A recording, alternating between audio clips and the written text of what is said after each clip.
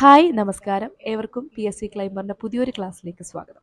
ഇന്നത്തെ ക്ലാസ്സിൽ നമ്മൾ ഡിസ്കസ് ചെയ്യാൻ പോകുന്നത് കാര്യനിർവഹണ വിഭാഗം എന്ന ഭാഗമാണ്. നമ്മുടെ NCERT-യിൽ 4ാമത്തെ ചാപ്റ്ററിൽ ഈ ഒരു കാര്യനിർവഹണ വിഭാഗത്തിനെ പറ്റി കംപ്ലീറ്റ് കാര്യങ്ങൾ പറയുന്നുണ്ട്. ആ കാര്യങ്ങളൊക്കെയാണ് ഇന്നത്തെ ക്ലാസ്സിൽ നമ്മൾ ഡിസ്കസ് ചെയ്യാനുള്ളത്. അപ്പോൾ അതിനു മുമ്പ് ഒരു കാര്യം കൂടെ പറയട്ടെ, നമ്മൾ ഓൾറെഡി ഇതിൻ്റെ കുറച്ച് ക്ലാസ്സുകൾ അപ്ലോഡ് ചെയ്തിട്ടുണ്ടായിരുന്നു. അതായത് ഈ ഒരു ചാപ്റ്ററിനെ സ്പ്ലിറ്റ് ചെയ്തിട്ടായിരുന്നു ഞാൻ വീഡിയോസ് അപ്ലോഡ് ചെയ്തത്. നമുക്കറിയാം മെയിനായിട്ട് ഈ ഒരു പാഠത്തിൽ കുറേ കാര്യങ്ങൾ പറയുന്നുണ്ട്. അപ്പോൾ ഒറ്റയടിക്ക് ചാപ്റ്റർ കാണണം എന്നില്ലാത്തവർക്ക് ഇപ്പോൾ ഓരോരോ ടോപ്പിക്, ഇപ്പോൾ പ്രസിഡന്റ് അല്ലെങ്കിൽ പ്രധാനമന്ത്രി, മന്ത്രിസഭ, അതിനെപ്പറ്റി അറിയുന്നവർക്ക് ആ ഒരു ടോപ്പിക് ഉണ്ട്. പിന്നെ അതേപോലെ പ്രസിഡൻഷ്യൽ സംവിധാനത്തിനെ പറ്റി ഒരു സെപ്പറേറ്റ് ടോപ്പിക്ക് പറയുന്നുണ്ട്.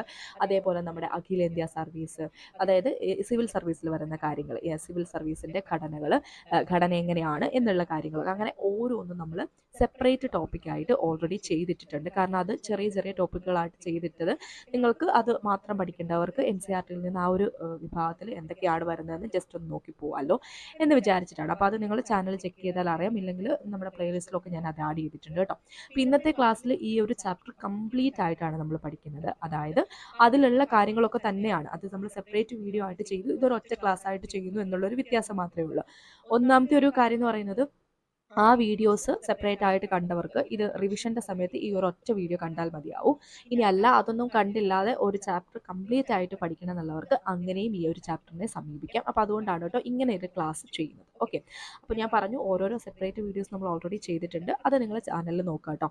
അപ്പോൾ ഈ ഒരു ചാപ്റ്ററിൽ പ്രധാനമായിട്ടും നമുക്ക് നോക്കാനുള്ളത് കാര്യനിർവഹണ വിഭാഗത്തിനെ പറ്റിയാണ്. നമ്മൾ പറഞ്ഞല്ലോ, അതിൽ തന്നെ 2 രീതിയിലുണ്ട്. കേന്ദ്ര കാര്യനിർവഹണ വിഭാഗവുമുണ്ട്, സംസ്ഥാന കാര്യനിർവഹണ വിഭാഗമുണ്ട്. അതിനെപ്പറ്റി നമ്മൾ ഡീറ്റെയിൽ ആയിട്ട് ഇവിടെ പഠിക്കുന്നുണ്ട്.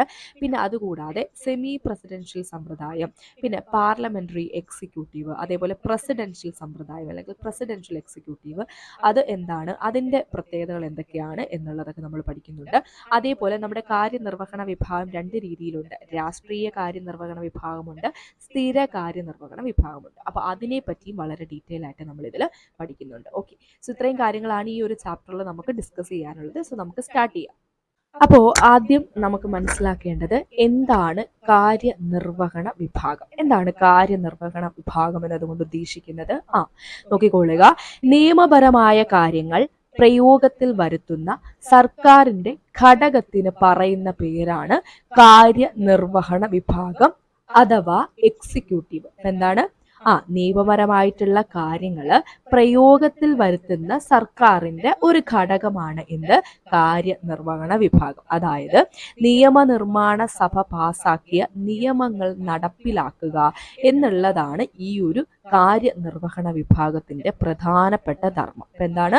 നിയമങ്ങൾ നടപ്പിലാക്കുക എന്നുള്ളതാണ് എക്സിക്യൂട്ടീവ് അല്ലെങ്കിൽ കാര്യനിർവഹണ വിഭാഗത്തിന്റെ പ്രധാനപ്പെട്ട ധർമ്മം. ഇനി നോക്കിക്കേ, കാര്യനിർവഹണ വിഭാഗത്തിന്റെ തലവൻ വിവിധ രാജ്യങ്ങളിൽ വ്യത്യസ്ത പേരിലാണ് അറിയപ്പെടുന്നത്.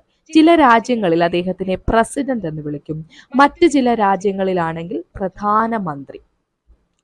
ഇനി ഇവിടെ നോക്കണേ, ഭരണ നിർവഹണ കാലയളവിന്റെ അടിസ്ഥാനത്തിൽ എക്സിക്യൂട്ടീവിനെ രാഷ്ട്രീയ കാര്യനിർവഹണ വിഭാഗം, അതേപോലെ സ്ഥിര കാര്യനിർവഹണ വിഭാഗം എന്നിങ്ങനെ തരംതിരിക്കും. അപ്പൊ പരീക്ഷയിൽ എപ്പോഴും ചോദ്യം ചോദിക്കുന്ന ഒരു ഭാഗമാണ്.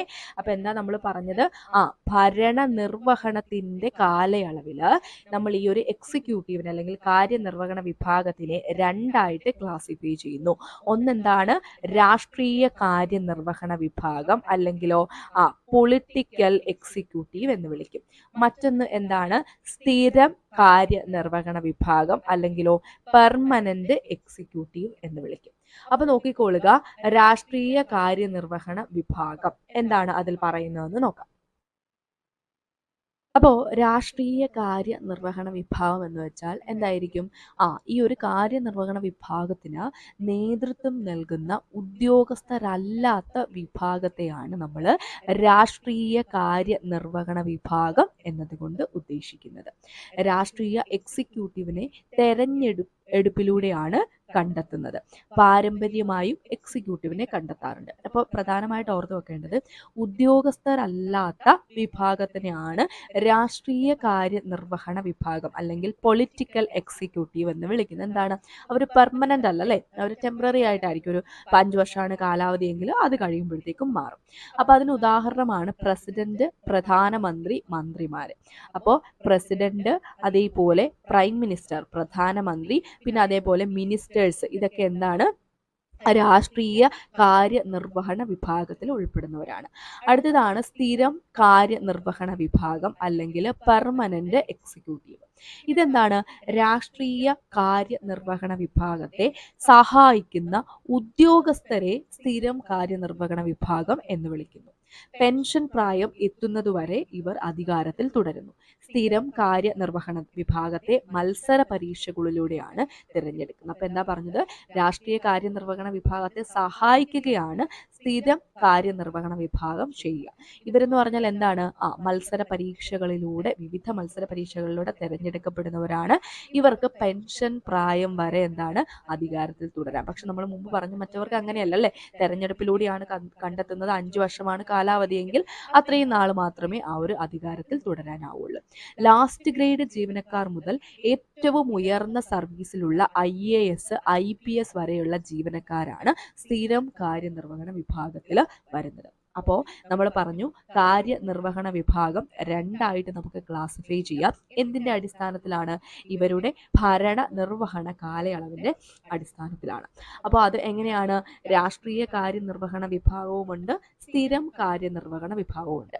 രാഷ്ട്രീയ കാര്യനിർവഹണ വിഭാഗത്തിൽ ആരൊക്കെയാണ് ഉൾക്കൊള്ളുന്നത്, പ്രസിഡന്റ് ഉണ്ട്, പ്രധാനമന്ത്രിയുണ്ട്, മന്ത്രിമാരുണ്ട്. സ്ഥിരം കാര്യനിർവഹണ വിഭാഗമാണെങ്കിലോ ലാസ്റ്റ് ഗ്രേഡ് ഉദ്യോഗസ്ഥൻ മുതൽ എന്താണ്, ഏറ്റവും ഉയർന്ന ഉദ്യോഗസ്ഥൻ വരെ അല്ലെ, IAS, IPS പോലെയുള്ള ഒരു വരെ സ്ഥിരം കാര്യനിർവഹണ വിഭാഗത്തിലാണ് ഉൾക്കൊള്ളുന്നത്. ഇനി പെർമനന്റ് എക്സിക്യൂട്ടീവ് അല്ലെങ്കിൽ സ്ഥിരം കാര്യനിർവഹണ വിഭാഗം തിരഞ്ഞെടുക്കുന്നത് മത്സര പരീക്ഷകളിലൂടെയാണ് ഇവരെ തിരഞ്ഞെടുക്കുന്നത്. എന്നാൽ രാഷ്ട്രീയ കാര്യനിർവഹണ വിഭാഗത്തിന് തെരഞ്ഞെടുപ്പിലൂടെയാണ് കണ്ടെത്തുന്നത്. രാഷ്ട്രീയ എക്സിക്യൂട്ടീവിനെ തെരഞ്ഞെടുപ്പിലൂടെയാണ് കണ്ടെത്തുന്നത്.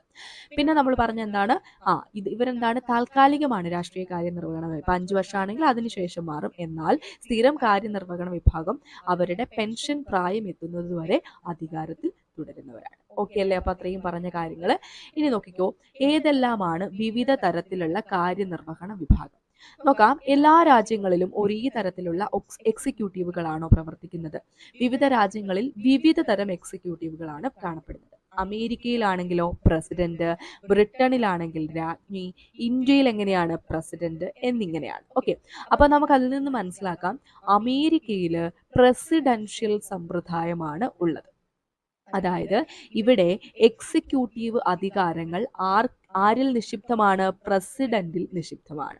ഇനി കാനഡയിലോ ഭരണഘടനാ അധിഷ്ഠിതമായ രാജഭരണത്തോടു കൂടിയ പാർലമെന്ററി ജനാധിപത്യമാണ് നിലവിലുള്ളത്. അപ്പൊ എന്താണ് അതുകൊണ്ട് ഉദ്ദേശിക്കുന്നത്? ഇപ്പൊ ഫ്രാൻസിലാണെങ്കിൽ നോക്കിക്കേ, അവിടെ പ്രസിഡന്റും പ്രധാനമന്ത്രിയും അടങ്ങുന്ന ഒരു പ്രസിഡൻഷ്യൽ സമ്പ്രദായമാണ് ഫ്രാൻസിൽ നിലവിലുള്ളത്.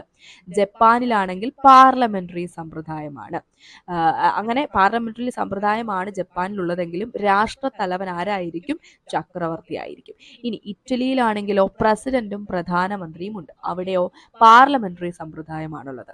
റഷ്യയിലാണെങ്കിൽ പ്രസിഡൻഷ്യൽ സമ്പ്രദായമാണുള്ളത്. പിന്നെ ജർമ്മനിയിലും പാർലമെന്ററി സമ്പ്രദായമാണ് നിലവിലുള്ളത്. അപ്പോൾ ഇങ്ങനെ ഓരോ സ്ഥലത്തെ കാര്യങ്ങൾ പറയുന്നുണ്ട്. അപ്പൊ നമുക്ക് അത് അത്ര ഇതായിട്ട് നോക്കിയില്ലെങ്കിലും എന്താണ് ഇപ്പൊ പ്രസിഡൻഷ്യൽ സമ്പ്രദായം, എന്താണ് അത് ഓരോന്ന് പഠിക്കുന്നതിന്റെ കൂടെ ഏതൊക്കെ രാജ്യങ്ങളിലാണ് ഇതുള്ളത് എന്നുള്ളതും കൂടെ പഠിച്ചു പോവാം. ഓക്കെ, അപ്പോൾ ആദ്യം നമുക്ക് നോക്കാനുള്ളത് പ്രസിഡൻഷ്യൽ സമ്പ്രദായമാണ്. നോക്കാം, പ്രസിഡൻഷ്യൽ സമ്പ്രദായത്തിൽ പ്രസിഡന്റ് ആണ് രാഷ്ട്രത്തലവനും യഥാർത്ഥ ഭരണാധികാരിയും. അതായത് പ്രസിഡൻഷ്യൽ സമ്പ്രദായത്തിന്റെ പ്രത്യേകത എന്താണ്, അവിടെ പ്രസിഡന്റ് ആണ് ആ രാഷ്ട്രത്തിന്റെ തലവൻ, അതേപോലെ യഥാർത്ഥ ഭരണാധികാരിയും ആരാണ്, പ്രസിഡന്റ് ആണ്. തത്വത്തിലും പ്രയോഗത്തിലും പ്രസിഡന്റിന് വളരെ വിപുലമായ അധികാരങ്ങളുണ്ട്.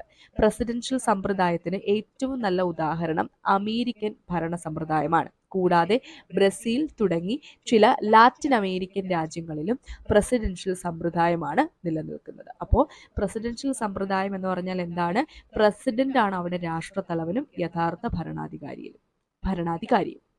ഇത് നിലനിൽക്കുന്നത് അമേരിക്ക, ബ്രസീൽ പോലെയുള്ള രാജ്യങ്ങളിലാണ്. ഇനി എന്തൊക്കെയാണ് പ്രസിഡൻഷ്യൽ സമ്പ്രദായത്തിന്റെ പ്രത്യേകതകൾ? നോക്കിക്കേ, രാഷ്ട്രത്തലവൻ തന്നെയാണ് യഥാർത്ഥ ഭരണാധികാരി, നമ്മൾ പറഞ്ഞു കഴിഞ്ഞു. അടുത്തതോ, നിശ്ചിത കാലയളവിലേക്കാണ് പ്രസിഡന്റിനെ തിരഞ്ഞെടുക്കുന്നത്. പിന്നെ പ്രസിഡന്റ് നിയമ നിർമ്മാണ സഭയിൽ അംഗമല്ല. പ്രസിഡൻഷ്യൽ സമ്പ്രദായത്തിന്റെ പ്രത്യേകതയാണ് പറയുന്നത്. ആദ്യം മൂന്നെണ്ണം നമ്മൾ എന്തൊക്കെയാ പറഞ്ഞത്? രാഷ്ട്രത്തലവൻ തന്നെയാണ് യഥാർത്ഥ ഭരണാധികാരി, നിശ്ചിത കാലയളവിലേക്കാണ് പ്രസിഡന്റിനെ തെരഞ്ഞെടുക്കുന്നത്, പ്രസിഡന്റ് നിയമ നിർമ്മാണ സഭയിൽ അംഗമല്ല, പിന്നെയോ പ്രസിഡന്റിന് നിയമനിർമ്മാണ സഭയോട് ഉത്തരവാദിത്തമില്ല, അധികാര വിഭജനമാണ് അതിന്റെ അടിസ്ഥാനം. അതേപോലെ മന്ത്രിമാർ പ്രസിഡന്റിന്റെ ഉദ്യോഗസ്ഥന്മാരാണ്. നിയമനിർമ്മാണ സഭ പിരിച്ചുവിടാൻ പ്രസിഡന്റിന് അധികാരമില്ല. അപ്പൊ ഇത്രയും കാര്യങ്ങളാണ് പ്രസിഡൻഷ്യൽ സമ്പ്രദായത്തിന്റെ പ്രത്യേകത വരുന്നത്. എന്തൊക്കെയാ പറഞ്ഞത്? രാഷ്ട്രത്തലവൻ തന്നെയാണ് അവിടുത്തെ യഥാർത്ഥ ഭരണാധികാരി. ഒരു നിശ്ചിത കാലയളവിലേക്കായിരിക്കും ഈ ഒരു പ്രസിഡന്റിനെ തിരഞ്ഞെടുക്കുന്നത്. പ്രസിഡന്റിന് നിയമനിർമ്മാണ സഭയിൽ അംഗമല്ല. അതുകൊണ്ട് തന്നെ നിയമനിർമ്മാണ സഭയോട് യാതൊരുവിധ ഉത്തരവാദിത്വവുമില്ല. നിയമനിർമ്മാണ സഭ പിരിച്ചുവിടാനും പ്രസിഡന്റിന് അധികാരമില്ല. ഇനി അധികാര വിഭജനമാണ് ഇതിന്റെ അടിസ്ഥാനം. മന്ത്രിമാർ പ്രസിഡന്റിന്റെ ഉദ്യോഗസ്ഥന്മാരാണ്. അപ്പൊ അതാണ് പ്രസിഡൻഷ്യൽ സമ്പ്രദായം. അമേരിക്കയിലും അതേപോലെ ബ്രസീലിലും ഒക്കെ ഉള്ളത് പ്രസിഡൻഷ്യൽ സമ്പ്രദായമാണ്. അടുത്തതാണ് പാർലമെന്ററി സമ്പ്രദായം. പാർലമെന്ററി വ്യവസ്ഥയിൽ സർക്കാരിന്റെ തലവൻ പ്രധാനമന്ത്രി ആയിരിക്കും. മിക്ക പാർലമെന്ററി വ്യവസ്ഥയിലും പ്രസിഡന്റോ അല്ലെങ്കിൽ രാജാവോ നാമമാത്രമായ രാഷ്ട്രത്തലവനായിരിക്കും. ഈ പദവി ഒരു ഔപചാരികത്വ പദവി മാത്രമായിരിക്കും. പ്രധാനമന്ത്രിയും ക്യാബിനറ്റുമാണ് യഥാർത്ഥ അധികാരം കൈകാര്യം ചെയ്യുന്നത്. ഓക്കെ, അപ്പോൾ ഇവിടെ നമുക്ക് ഏറ്റവും നല്ല എക്സാമ്പിൾ ഏതാണ്? നമ്മുടെ ഇന്ത്യ അല്ലെ. ഇന്ത്യയിലൊക്കെ എങ്ങനെയാണ് ഈ ഒരു പാർലമെന്ററി സമ്പ്രദായമാണ് ഉള്ളത് അല്ലെ. അതായത് എന്താ ഇവിടെ സംഭവിക്കുന്നത്? പാർലമെന്ററി വ്യവസ്ഥയിൽ സർക്കാരിന്റെ തലവൻ ആരായിരിക്കും? പ്രധാനമന്ത്രിയായിരിക്കും, പ്രൈം മിനിസ്റ്റർ ആയിരിക്കും. ഇനി പ്രസിഡന്റോ അല്ലെങ്കിൽ രാജാവോ അവിടെ രാഷ്ട്രത്തലവനായിരിക്കും. പക്ഷെ എന്താണ്, പ്രത്യേകിച്ച് അങ്ങനെ അധികാരങ്ങൾ ഉണ്ടോ എന്ന് ചോദിച്ചാൽ ഉണ്ട്, എന്നാലും നാമമാത്രമായ രാഷ്ട്രത്തലവനായിരിക്കും. ഇവിടെ ശരിക്കും ഭരണം നടത്തുന്നത് പ്രധാനമന്ത്രിയും അതേപോലെ തന്നെ അദ്ദേഹത്തിനോടൊപ്പമുള്ള ക്യാബിനറ്റുമാണ് യഥാർത്ഥത്തിൽ അധികാരം കൊയ്യുന്നത്, അല്ലെങ്കിൽ അധികാരം നടത്തുന്നത്, അല്ലെങ്കിൽ അധികാരം വിനിയോഗപ്പെടുത്തുന്നത് പ്രധാനമന്ത്രിയും ക്യാബിനറ്റുമാണ്. ഇതിന് ഉദാഹരണമാണ് ഇന്ത്യ. നമ്മൾ പറഞ്ഞു ഇന്ത്യയാണ് ഏറ്റവും നല്ല എക്സാമ്പിൾ, നമുക്കറിയാവുന്ന അല്ലെ. ഇന്ത്യ ഉണ്ട്, അതേപോലെ തന്നെ ജപ്പാനിലെ പാർലമെന്ററി സമ്പ്രദായമാണ്. പിന്നെയോ ഇറ്റലി, അതേപോലെ യു കെയിലുള്ളത് എന്താണ്? പാർലമെന്ററി സമ്പ്രദായമാണ്. പിന്നെയോ പോർച്ചുഗൽ. അപ്പോൾ ഇവിടെ എല്ലാം ഉള്ളത് എന്താണ്? പാർലമെന്ററി സമ്പ്രദായമാണ്. അതായത് എന്താണ്, ഇവിടുത്തെ തലവൻ ആരായിരിക്കും? സർക്കാരിന്റെ തലവൻ പ്രധാനമന്ത്രിയാണ്. രാഷ്ട്രത്തലവൻ എന്ന് പറയുന്ന ആൾ പ്രസിഡന്റോ അല്ലെങ്കിൽ രാജാവോ ഒക്കെ ആയിരിക്കും. അവർക്ക് ആ പദവി എന്താണ്? ഒരു ഔപചാരികത്വ പദവി മാത്രമായിരിക്കും. പ്രധാനമന്ത്രിയും ക്യാബിനറ്റുമാണ് യഥാർത്ഥത്തിൽ അധികാരം വിനിയോഗപ്പെടുത്തുന്നത്. ഓക്കെ, അപ്പൊ ഇനി എന്തൊക്കെയാണ് പാർലമെന്ററി സമ്പ്രദായത്തിന്റെ പ്രത്യേകതകൾ? നോക്കിക്കൊള്ളുക. പ്രധാനമന്ത്രിയുടെ നേതൃത്വമായിരിക്കും. നമ്മൾ മുമ്പ് പറഞ്ഞ പ്രസിഡൻഷ്യൽ സമ്പ്രദായമാണെങ്കിൽ എന്താണ് അതിന്റെ പ്രത്യേകതയായിട്ട് പറഞ്ഞത്? രാഷ്ട്രത്തലവൻ തന്നെ, അതായത് പ്രസിഡന്റ് തന്നെയാണ് യഥാർത്ഥ ഭരണം നടത്തുന്നതെന്ന് പറഞ്ഞു അല്ലെ. ഇനി പാർലമെന്ററി സമ്പ്രദായത്തിന്റെ അപ്പോൾ ഒരു പ്രത്യേകത എന്താണ്? പ്രധാനമന്ത്രിയുടെ നേതൃത്വം, പിന്നെയോ കാര്യനിർവഹണ വിഭാഗവും നിയമനിർമ്മാണ വിഭാഗവും തമ്മിൽ അഭേദ്യമായിട്ടുള്ള ഒരു ബന്ധമുണ്ട്. എന്ന് പറഞ്ഞാൽ എന്താണ്? അതായത് എന്താണ്, ഇപ്പൊ നമുക്ക് പറയാം പിരിച്ചുകൂടാനാവാത്ത അല്ലെങ്കിൽ അത്തരത്തിൽ അടുത്ത ഒരു ബന്ധം കാര്യനിർവഹണ വിഭാഗവും നിയമനിർമ്മാണ വിഭാഗവും തമ്മിലുണ്ട്. പിന്നെ രാഷ്ട്രത്തലവൻ നാമമാത്ര ഭരണാധികാരിയായിരിക്കും. ക്യാബിനറ്റിന്റെ കൂട്ടുത്തരവാദിത്വമുണ്ട്. അതേപോലെ തന്നെ പ്രധാനമന്ത്രിയാണ് യഥാർത്ഥ ഭരണത്തലവൻ. അപ്പൊ എന്തൊക്കെയാണ് പാർലമെന്ററി സമ്പ്രദായത്തിന്റെ സവിശേഷതകൾ എന്തൊക്കെയാണെന്ന് പഠിച്ചു വെച്ചോളുക. എന്തൊക്കെയാണ്? പ്രധാനമന്ത്രിയുടെ നേതൃത്വമായിരിക്കും. അതേപോലെ തന്നെ പ്രധാനമന്ത്രിയാണ് ഇവിടുത്തെ യഥാർത്ഥ ഭരണത്തലവൻ. കാര്യനിർവഹണ വിഭാഗവും നിയമനിർമ്മാണ വിഭാഗവും തമ്മിൽ അഭേദ്യമായിട്ടുള്ള ഒരു ബന്ധമുണ്ട്. രാഷ്ട്രത്തലവന് നാമമാത്ര ഭരണാധികാരിയായിരിക്കും. ക്യാബിനറ്റിന്റെ കൂട്ടുത്തരവാദിത്വവും പാർലമെന്ററി സമ്പ്രദായത്തിന്റെ സവിശേഷതയാണ്. ഓക്കെ, അപ്പൊ നമ്മൾ രണ്ട് രീതിയിലുള്ള സമ്പ്രദായങ്ങൾ അല്ലെ, പ്രസിഡൻഷ്യൽ സമ്പ്രദായവും പാർലമെന്ററി സമ്പ്രദായവും പഠിച്ചു. ഇനി അടുത്തതാണ് അർദ്ധ പ്രസിഡൻഷ്യൽ സമ്പ്രദായം അഥവാ സെമി പ്രസിഡൻഷ്യൽ സിസ്റ്റം. നോക്കാം. അർദ്ധ പ്രസിഡൻഷ്യൽ സമ്പ്രദായത്തിൽ പ്രസിഡന്റും പ്രധാനമന്ത്രിയും ഉണ്ടായിരിക്കും. രണ്ടുപേരെയും നേരിട്ടാണ് തെരഞ്ഞെടുക്കുന്നത്. എങ്ങനെയാണ്? രണ്ടുപേരെയും നേരിട്ടാണ് തെരഞ്ഞെടുക്കുന്നത്. അർദ്ധ പ്രസിഡൻഷ്യൽ സമ്പ്രദായത്തിൽ പ്രസിഡന്റിനെയും പ്രധാനമന്ത്രിയെയും നേരിട്ടായിരിക്കും തെരഞ്ഞെടുക്കുന്നത്. പ്രസിഡന്റിന് ദൈനംദിന ഭരണകാര്യങ്ങളിൽ ഇടപെടുന്നതിന് സർവ്വാധികാരങ്ങളുമുണ്ട്. പ്രസിഡന്റ് സാധാരണ പ്രസിഡന്റും പ്രധാനമന്ത്രിയും ഈ സമ്പ്രദായത്തിൽ ഒരേ പാർട്ടിയിലെ അംഗങ്ങളാകുകയാണ് പതിവ്. റഷ്യ, ഫ്രാൻസ്, ശ്രീലങ്ക എന്നിവ അർദ്ധ പ്രസിഡൻഷ്യൽ സമ്പ്രദായം നിലനിൽക്കുന്ന രാഷ്ട്രങ്ങളാണ്. ഓക്കെ, അപ്പോൾ അർദ്ധ പ്രസിഡൻഷ്യൽ സമ്പ്രദായം അല്ലെങ്കിൽ സെമി പ്രസിഡൻഷ്യൽ സിസ്റ്റം എങ്ങനെയാണ്? ഇവിടെ പ്രസിഡന്റും അതേപോലെ പ്രധാനമന്ത്രിയും ഉണ്ടായിരിക്കും. ഇവരെ രണ്ടുപേരെയും നേരിട്ടാണ് തെരഞ്ഞെടുക്കുന്നത്. പ്രസിഡന്റിന് ദൈനംദിന കാര്യങ്ങൾ, അതായത് ദൈനംദിന ഭരണകാര്യങ്ങളിൽ ഇടപെടുന്നതിന് സർവ്വ അധികാരങ്ങളുമുണ്ട്. അതേപോലെ പ്രസിഡന്റും പ്രധാനമന്ത്രിയും എന്താണ്? നോർമലി അവർ ഒരേ പാർട്ടിയിൽ നിന്നുള്ള അംഗങ്ങളായിരിക്കും. ഉദാഹരണം പറയുവാണെങ്കിൽ എവിടെയൊക്കെയാണ്? റഷ്യയിൽ അർദ്ധ പ്രസിഡൻഷ്യൽ സമ്പ്രദായമാണുള്ളത്. അതേപോലെ ഫ്രാൻസിലും ഇത്തരത്തിൽ അർദ്ധ പ്രസിഡൻഷ്യൽ സമ്പ്രദായമാണുള്ളത്. പിന്നെയോ ശ്രീലങ്കയിലുള്ളതും സെമി പ്രസിഡൻഷ്യൽ സിസ്റ്റമാണ്. എന്തൊക്കെയാണ് ഇതിന്റെ പ്രത്യേകത? പ്രസിഡന്റ് രാഷ്ട്രത്തലവനായിരിക്കും. ഇവിടെ ആരായിരിക്കും രാഷ്ട്രത്തലവൻ? പ്രസിഡന്റ് രാഷ്ട്രത്തലവൻ.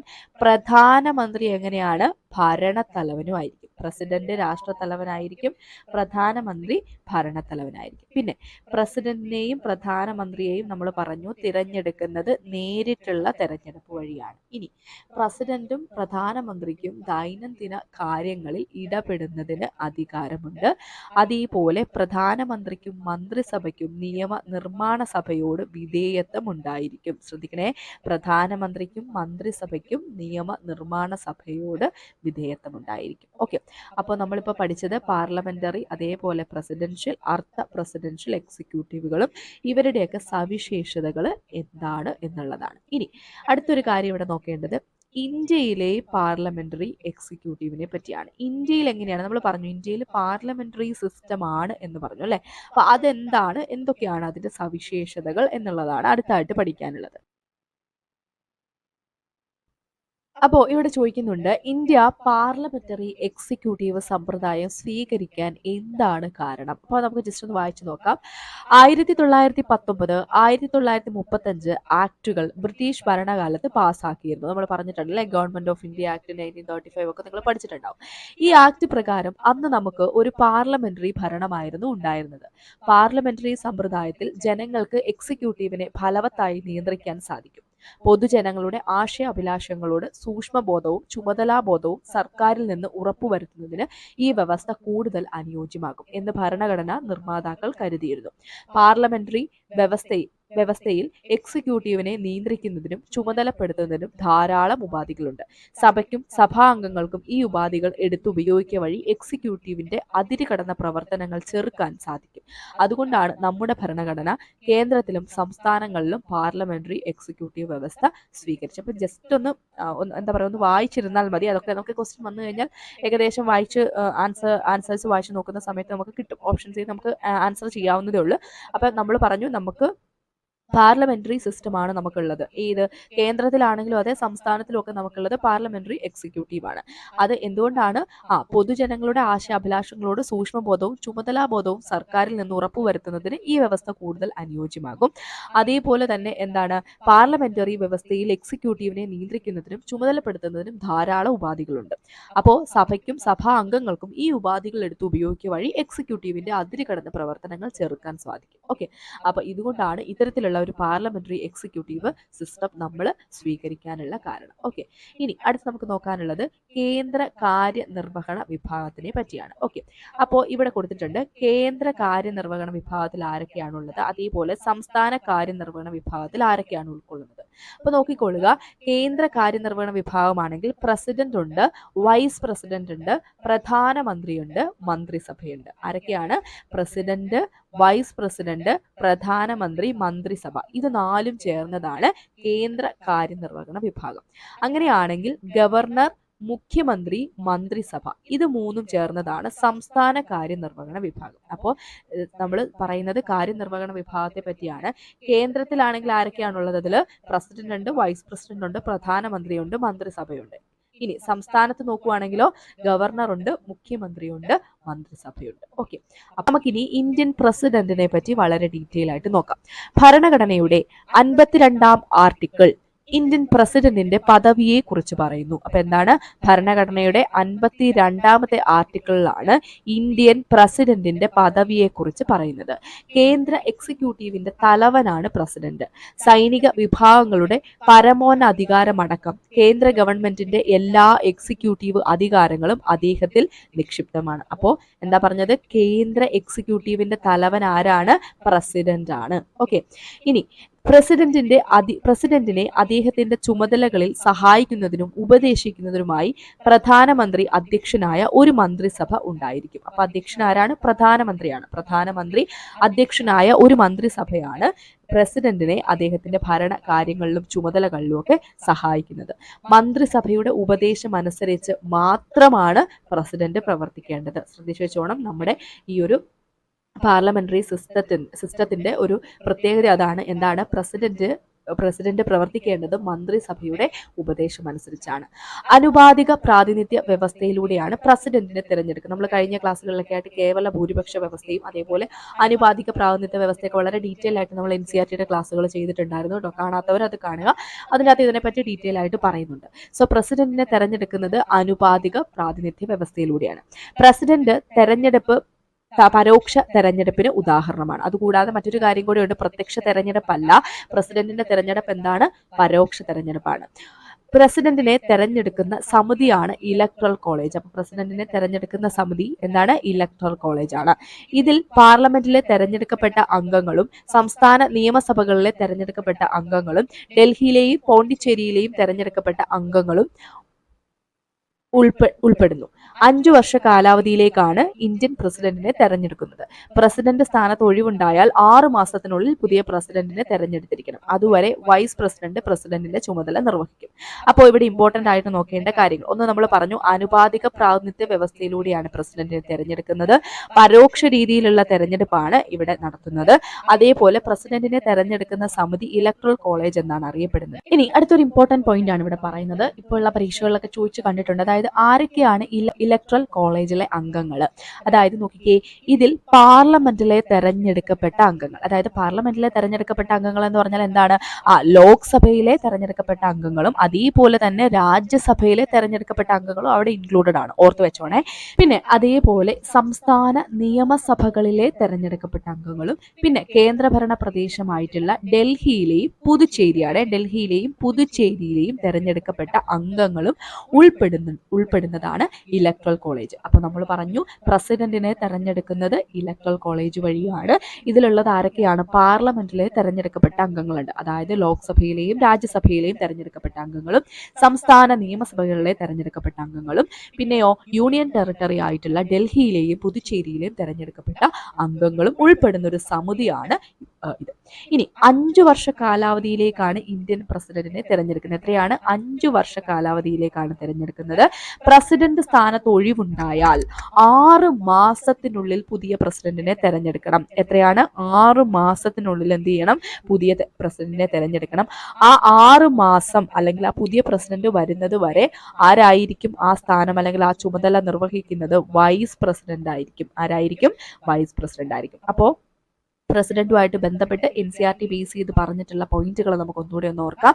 ഭരണഘടനയുടെ 52-ാമത്തെ ആർട്ടിക്കിളാണ് പ്രസിഡന്റിന്റെ പദവിയെ കുറിച്ച് പറയുന്നത്. എത്രാമത്തെ ആർട്ടിക്കിളിലാണ്? 52-ാമത്തെ ആർട്ടിക്കിളിലാണ്. അപ്പോൾ ഇന്ത്യക്കൊരു രാഷ്ട്രപതി ഉണ്ടായിരിക്കണം എന്ന് പറയുന്ന അനുച്ഛേദം ഏതാണ്? 52 ആണ്. എന്നാൽ 54-ാമത്തെ അനുച്ഛേദത്തിലാണ്, അതായത് ആർട്ടിക്കിൾ 54-ലാണ് ഇന്ത്യൻ പ്രസിഡന്റിന്റെ തിരഞ്ഞെടുപ്പിനെ പറ്റി പറയുന്നത്. അപ്പൊ അത് രണ്ടും കൂടി ഒന്ന് ഇവിടെ പഠിച്ചു വെച്ചേക്ക് കേട്ടോ. 52-ലാണ് പ്രസിഡന്റിന്റെ പദവി അല്ലെങ്കിൽ ഇന്ത്യക്കൊരു രാഷ്ട്രപതി വേണം എന്നുള്ളതിനെ പറ്റി പറയുന്നത്. 54-ലാണ് ഇവരുടെ തിരഞ്ഞെടുപ്പിനെ പറ്റി പ്രതിപാദിക്കുന്നത്. പിന്നെ നമ്മൾ പറഞ്ഞു, കേന്ദ്ര എക്സിക്യൂട്ടീവിന്റെ തലവനാണ് പ്രസിഡന്റ്. അതേപോലെ തന്നെ എന്താണ്, കേന്ദ്ര ഗവൺമെന്റിന്റെ എല്ലാ എക്സിക്യൂട്ടീവ് അധികാരങ്ങളും അദ്ദേഹത്തിൽ, അതായത് പ്രസിഡന്റിൽ നിക്ഷിപ്തമാണ്. പിന്നെ പ്രസിഡന്റിനെ അദ്ദേഹത്തിന്റെ ചുമതലകളിൽ സഹായിക്കുന്നതിനും ഉപദേശിക്കുന്നതിനും പ്രധാനമന്ത്രി അധ്യക്ഷനായിട്ടുള്ള ഒരു മന്ത്രിസഭ ഉണ്ടായിരിക്കും.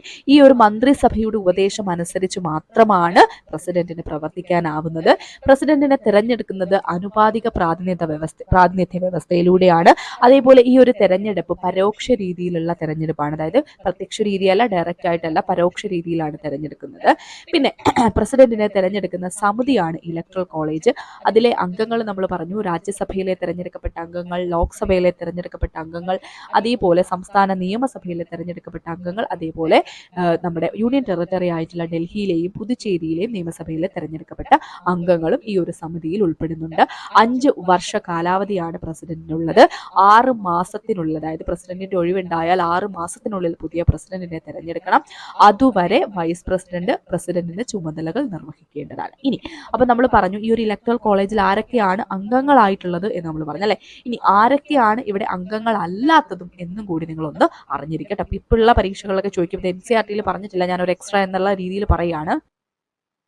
അപ്പോൾ നോക്കിക്കൊള്ളുക, നമ്മൾ പഠിച്ചിട്ടുണ്ട് രാജ്യസഭയിലേക്ക് രാഷ്ട്രപതി ഒരു 12 അംഗങ്ങളെ നാമനിർദ്ദേശം ചെയ്യുന്നതിനെ പറ്റി അല്ലെ. കലാ, സാംസ്കാരികം അങ്ങനെയുള്ള മേഖലകളിലൊക്കെ നിൽക്കുന്നവരെ രാഷ്ട്രപതി 12 അംഗങ്ങളെ ഈ ഒരു രാജ്യസഭയിലേക്ക് നാമനിർദ്ദേശം ചെയ്യുന്നുണ്ട് അല്ലെ.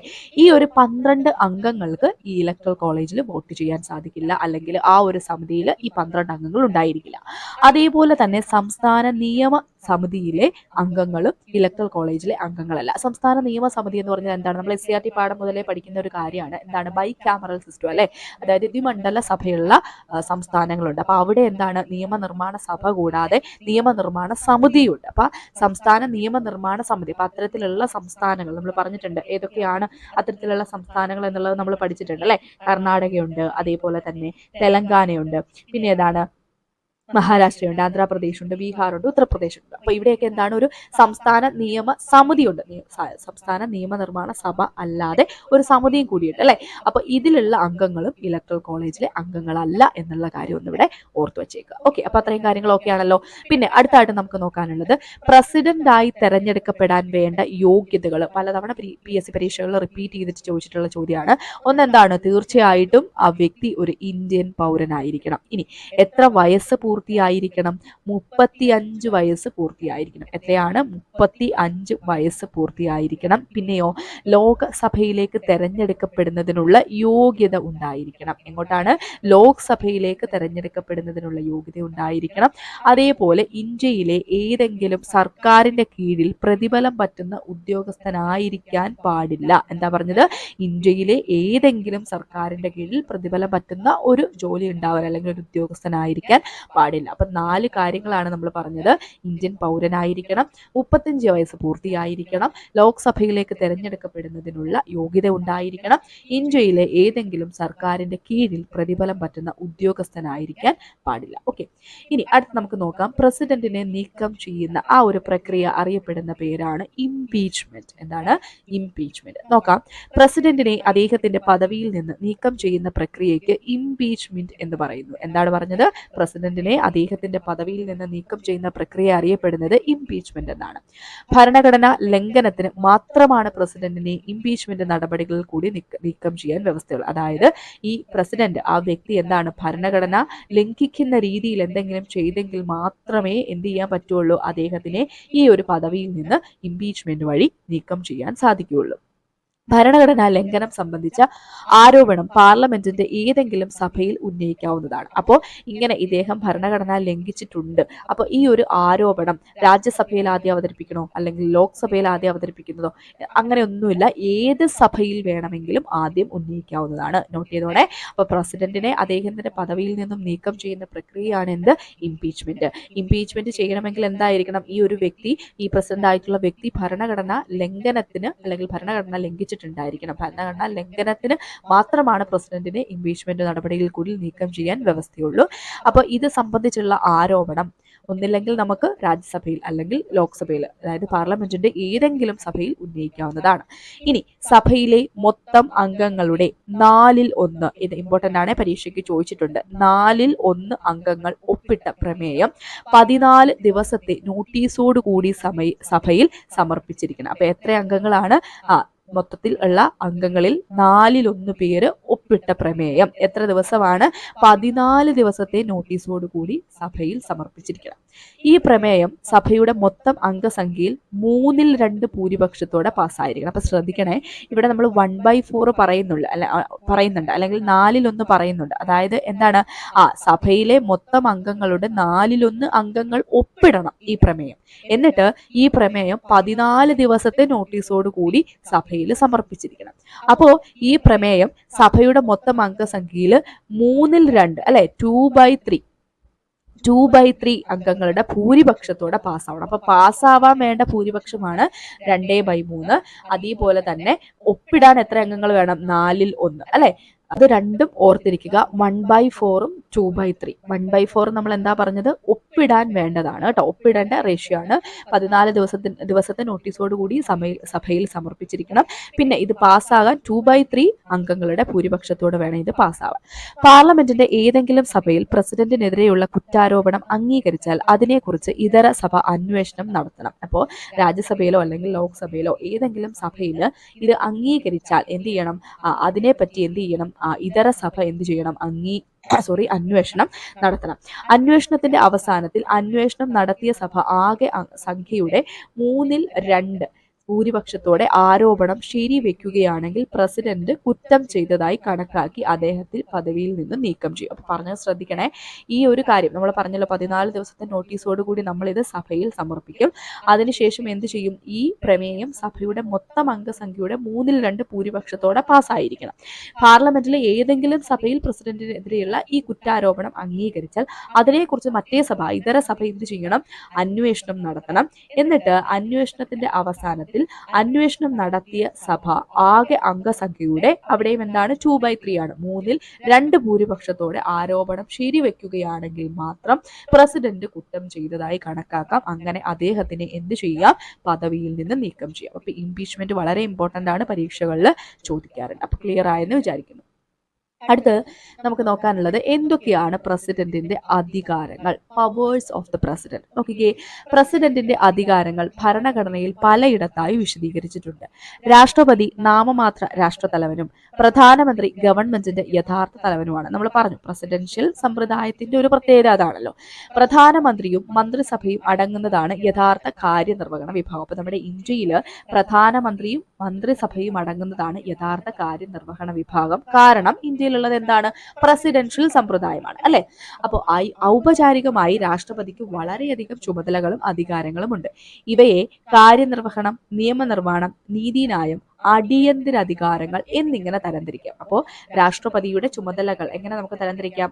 കാര്യനിർവഹണമുണ്ട്, നിയമനിർമ്മാണമുണ്ട്, നീതിന്യായത്തിൽ അധികാരമുണ്ട്, അതേപോലെ അടിയന്തര അധികാരങ്ങളും ഇദ്ദേഹത്തിനുണ്ട്. മന്ത്രിസഭയുടെ ഉപദേശം അനുസരിച്ചാണ് പ്രസിഡന്റ് പ്രവർത്തിക്കേണ്ടത്. എന്നാൽ ചില സന്ദർഭങ്ങളിൽ രാഷ്ട്രപതിക്ക് അദ്ദേഹത്തിന്റെ വിവേചന ബുദ്ധി ഉപയോഗിച്ച് പ്രവർത്തിക്കാം.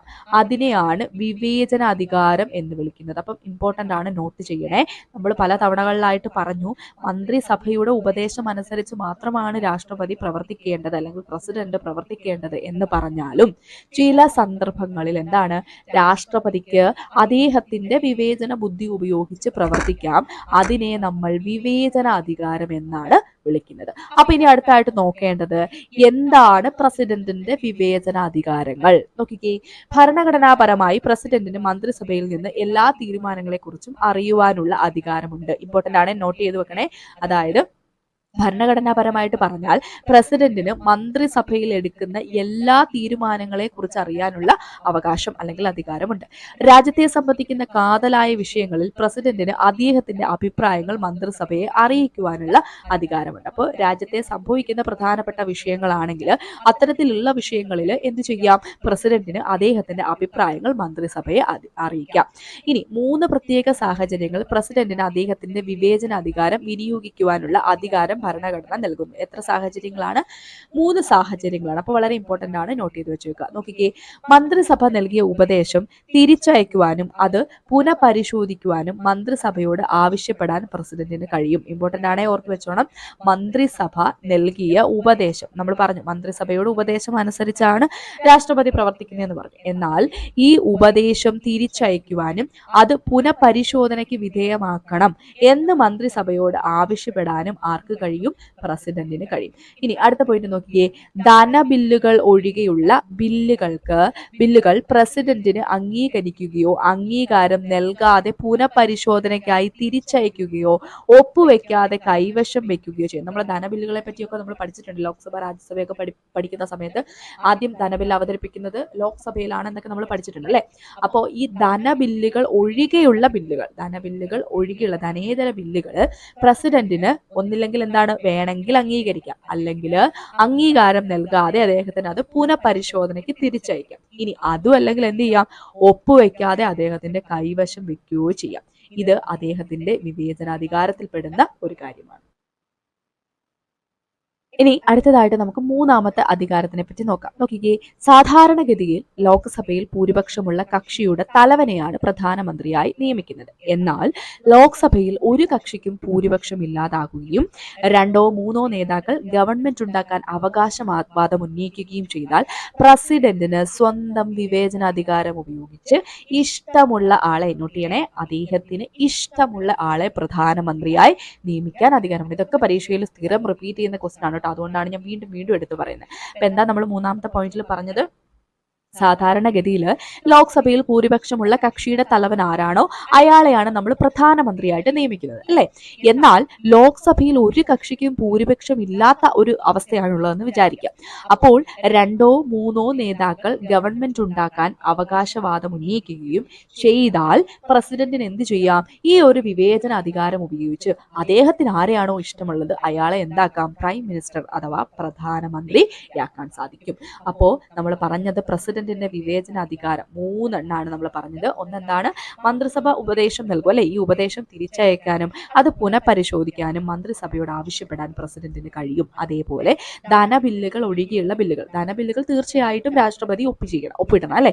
എന്നാൽ ധനബില്ലുകൾ ഒഴികെയുള്ള ബില്ലുകൾക്ക് പ്രസിഡന്റിന് അംഗീകാരം നൽകാം, അംഗീകാരം നൽകാതെ അത് പുനഃപരിശോധനയ്ക്ക് തിരിച്ചയക്കാം. അതേപോലെ ഇത് ഒപ്പുവെക്കാതെ കൈവശം വെക്കുകയോ ചെയ്യാം. പിന്നെ അടുത്ത പോയിന്റ് എന്താണ്? സാധാരണഗതിയിൽ ലോക്സഭയിൽ ഭൂരിപക്ഷമുള്ള കക്ഷിയുടെ തലവനെയാണ് പ്രധാനമന്ത്രിയായി നിയമിക്കുന്നത്. എന്നാൽ ലോക്സഭയിൽ ഒരു കക്ഷിക്കും ഭൂരിപക്ഷം ഇല്ലാതാകുകയും 2 or 3 നേതാക്കൾ ഗവൺമെന്റ് ഉണ്ടാക്കാൻ അവകാശവാദം ഉന്നയിക്കുകയും ചെയ്താൽ പ്രസിഡന്റിന് സ്വന്തം വിവേചനാധികാരം ഉപയോഗിച്ച് ഇഷ്ടമുള്ള ആളെ പ്രധാനമന്ത്രിയായിട്ട് നിയമിക്കാൻ അധികാരമുണ്ട്. ഓക്കെ അല്ലേ? അത്രയും പറഞ്ഞ കാര്യങ്ങൾ. സോ അപ്പൊ പ്രസിഡന്റുമായിട്ട് ബന്ധപ്പെട്ട എല്ലാ കാര്യങ്ങളും നമ്മൾ ക്രിസ്റ്റൽ ക്ലിയർ ആയിട്ട് പഠിച്ചിട്ടുണ്ട് അല്ലെ. അടുത്ത് നമുക്ക് വൈസ് പ്രസിഡന്റിനെ പറ്റി നോക്കാം. നോക്കിക്കൊള്ളുക, ഭരണഘടനയുടെ ആർട്ടിക്കിൾ 63 പ്രകാരം ഇന്ത്യക്ക് ഒരു വൈസ് പ്രസിഡന്റ് ഉണ്ടായിരിക്കും.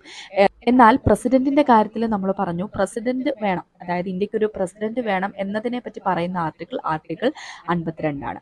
ഇന്ത്യക്ക് ഒരു വൈസ് പ്രസിഡന്റ് വേണം എന്ന് ഭരണഘടനയിൽ പറയുന്ന ആർട്ടിക്കിൾ ഏതാണ്? ആർട്ടിക്കിൾ 63 ആണ്. ഇനി ഈ വൈസ് പ്രസിഡന്റ് തെരഞ്ഞെടുപ്പ് രീതിയെ പറ്റി പറയുന്ന ആർട്ടിക്കിൾ ഏതാണെന്ന് ചോദിച്ചാൽ അത് ആർട്ടിക്കിൾ 66 ആണ്. ഓക്കെ, അപ്പം നമ്മൾ പ്രസിഡന്റിന്റെ തെരഞ്ഞെടുപ്പ് രീതിയെ പറ്റി പറയുന്ന ഏതാണ്? 54 ആണെന്ന് പറഞ്ഞു. അപ്പോൾ ഒന്ന് ഓർത്ത് നോക്കിക്കേ, ഇവിടെ കണ്ടോ, അതായത് 52 ആണെങ്കിൽ ആ 2ന്റെ ഡബിൾ എടുത്താൽ മതി. എത്രയാണ്? 4. സോ 54. ഇവിടെയും നോക്കിക്കേ, 63 ആണ് ഉപരാഷ്ട്രപതി വേണമെന്ന് പറയുന്ന ആർട്ടിക്കിൾ. സോ അതിന്റെ ഉപരാഷ്ട്രപതിയുടെ തെരഞ്ഞെടുപ്പ് രീതിയെ പറ്റി പറയുന്ന 66. സോ 3ന്റെ ട്വൈസ് അല്ലെങ്കിൽ 3 × 2 എത്രയാണ്? 6. സോ 66 ആണ്. അങ്ങനെയൊക്കെ ഒന്ന് കണക്ട് ചെയ്ത് ഓർക്കുക കേട്ടോ. അപ്പോൾ ഭരണഘടനയുടെ ആർട്ടിക്കിൾ 63 പ്രകാരം ഇന്ത്യക്ക് ഒരു വൈസ് പ്രസിഡന്റ് ഉണ്ടായിരിക്കും. പിന്നെയോ പാർലമെന്റിന്റെ ഇരു സഭകളും ചേർന്ന ഇലക്ട്രൽ കോളേജാണ് വൈസ് പ്രസിഡന്റിനെ തെരഞ്ഞെടുക്കുന്നത്. അപ്പൊ നമ്മൾ മുമ്പ് പറഞ്ഞ പോലെ തന്നെ പ്രസിഡന്റിനെ തെരഞ്ഞെടുക്കുന്നതും ഇലക്ട്രൽ കോളേജ് വഴിയാണ്, അതേപോലെ വൈസ് പ്രസിഡന്റിനെ തെരഞ്ഞെടുക്കുന്നത് ഇലക്ട്രൽ കോളേജ് വഴിയാണ്. എന്നാൽ ഇതിലുള്ള അംഗങ്ങൾക്ക് വ്യത്യാസമുണ്ട് കേട്ടോ. ഈ ഒരു വൈസ് പ്രസിഡന്റിന്റെ കേസിലാണെങ്കിൽ എന്താണ്, നമ്മുടെ പാർലമെന്റിലെ എല്ലാ അംഗങ്ങൾക്കും ഈ ഒരു വൈസ് പ്രസിഡന്റിനെ തെരഞ്ഞെടുക്കുന്ന ഇലക്ട്രൽ കോളേജിലെ അംഗങ്ങളാണ് എന്നുള്ള കാര്യം ഓർക്കുക. ഇനി ഇവിടെ നമ്മുടെ വൈസ് പ്രസിഡന്റിനെ തെരഞ്ഞെടുക്കുന്നതും 5 വർഷ കാലയളവിലേക്കാണ്. എത്ര വർഷത്തേക്കാണ്? 5 വർഷത്തേക്കാണ് വൈസ് പ്രസിഡന്റിനെ തെരഞ്ഞെടുക്കുന്നത്. രാജ്യസഭയിലെ മൊത്തം അംഗങ്ങളിൽ ഭൂരിപക്ഷത്തിന്റെ പിന്തുണയോടെ അംഗീകരിക്കപ്പെടുന്ന പ്രമേയം ലോക്സഭ കൂടി അംഗീകരിച്ചാൽ വൈസ് പ്രസിഡന്റിനെ തൽസ്ഥാനത്തു നിന്ന് നീക്കം ചെയ്യാവുന്നതാണ്. നമ്മൾ രാഷ്ട്രപതിയെ നീക്കം ചെയ്യുന്ന ഇംപീച്ച്മെന്റ് എന്ന് പറയുന്ന പ്രോസസ്സിനെ പറ്റി വളരെ ഡീറ്റെയിൽ ആയിട്ട് പഠിച്ചു അല്ലെ? നമ്മൾ 1/4 2/3 ഒക്കെ ആ ഒരു റേഷ്യോ ഒക്കെ പറഞ്ഞു പഠിച്ചു.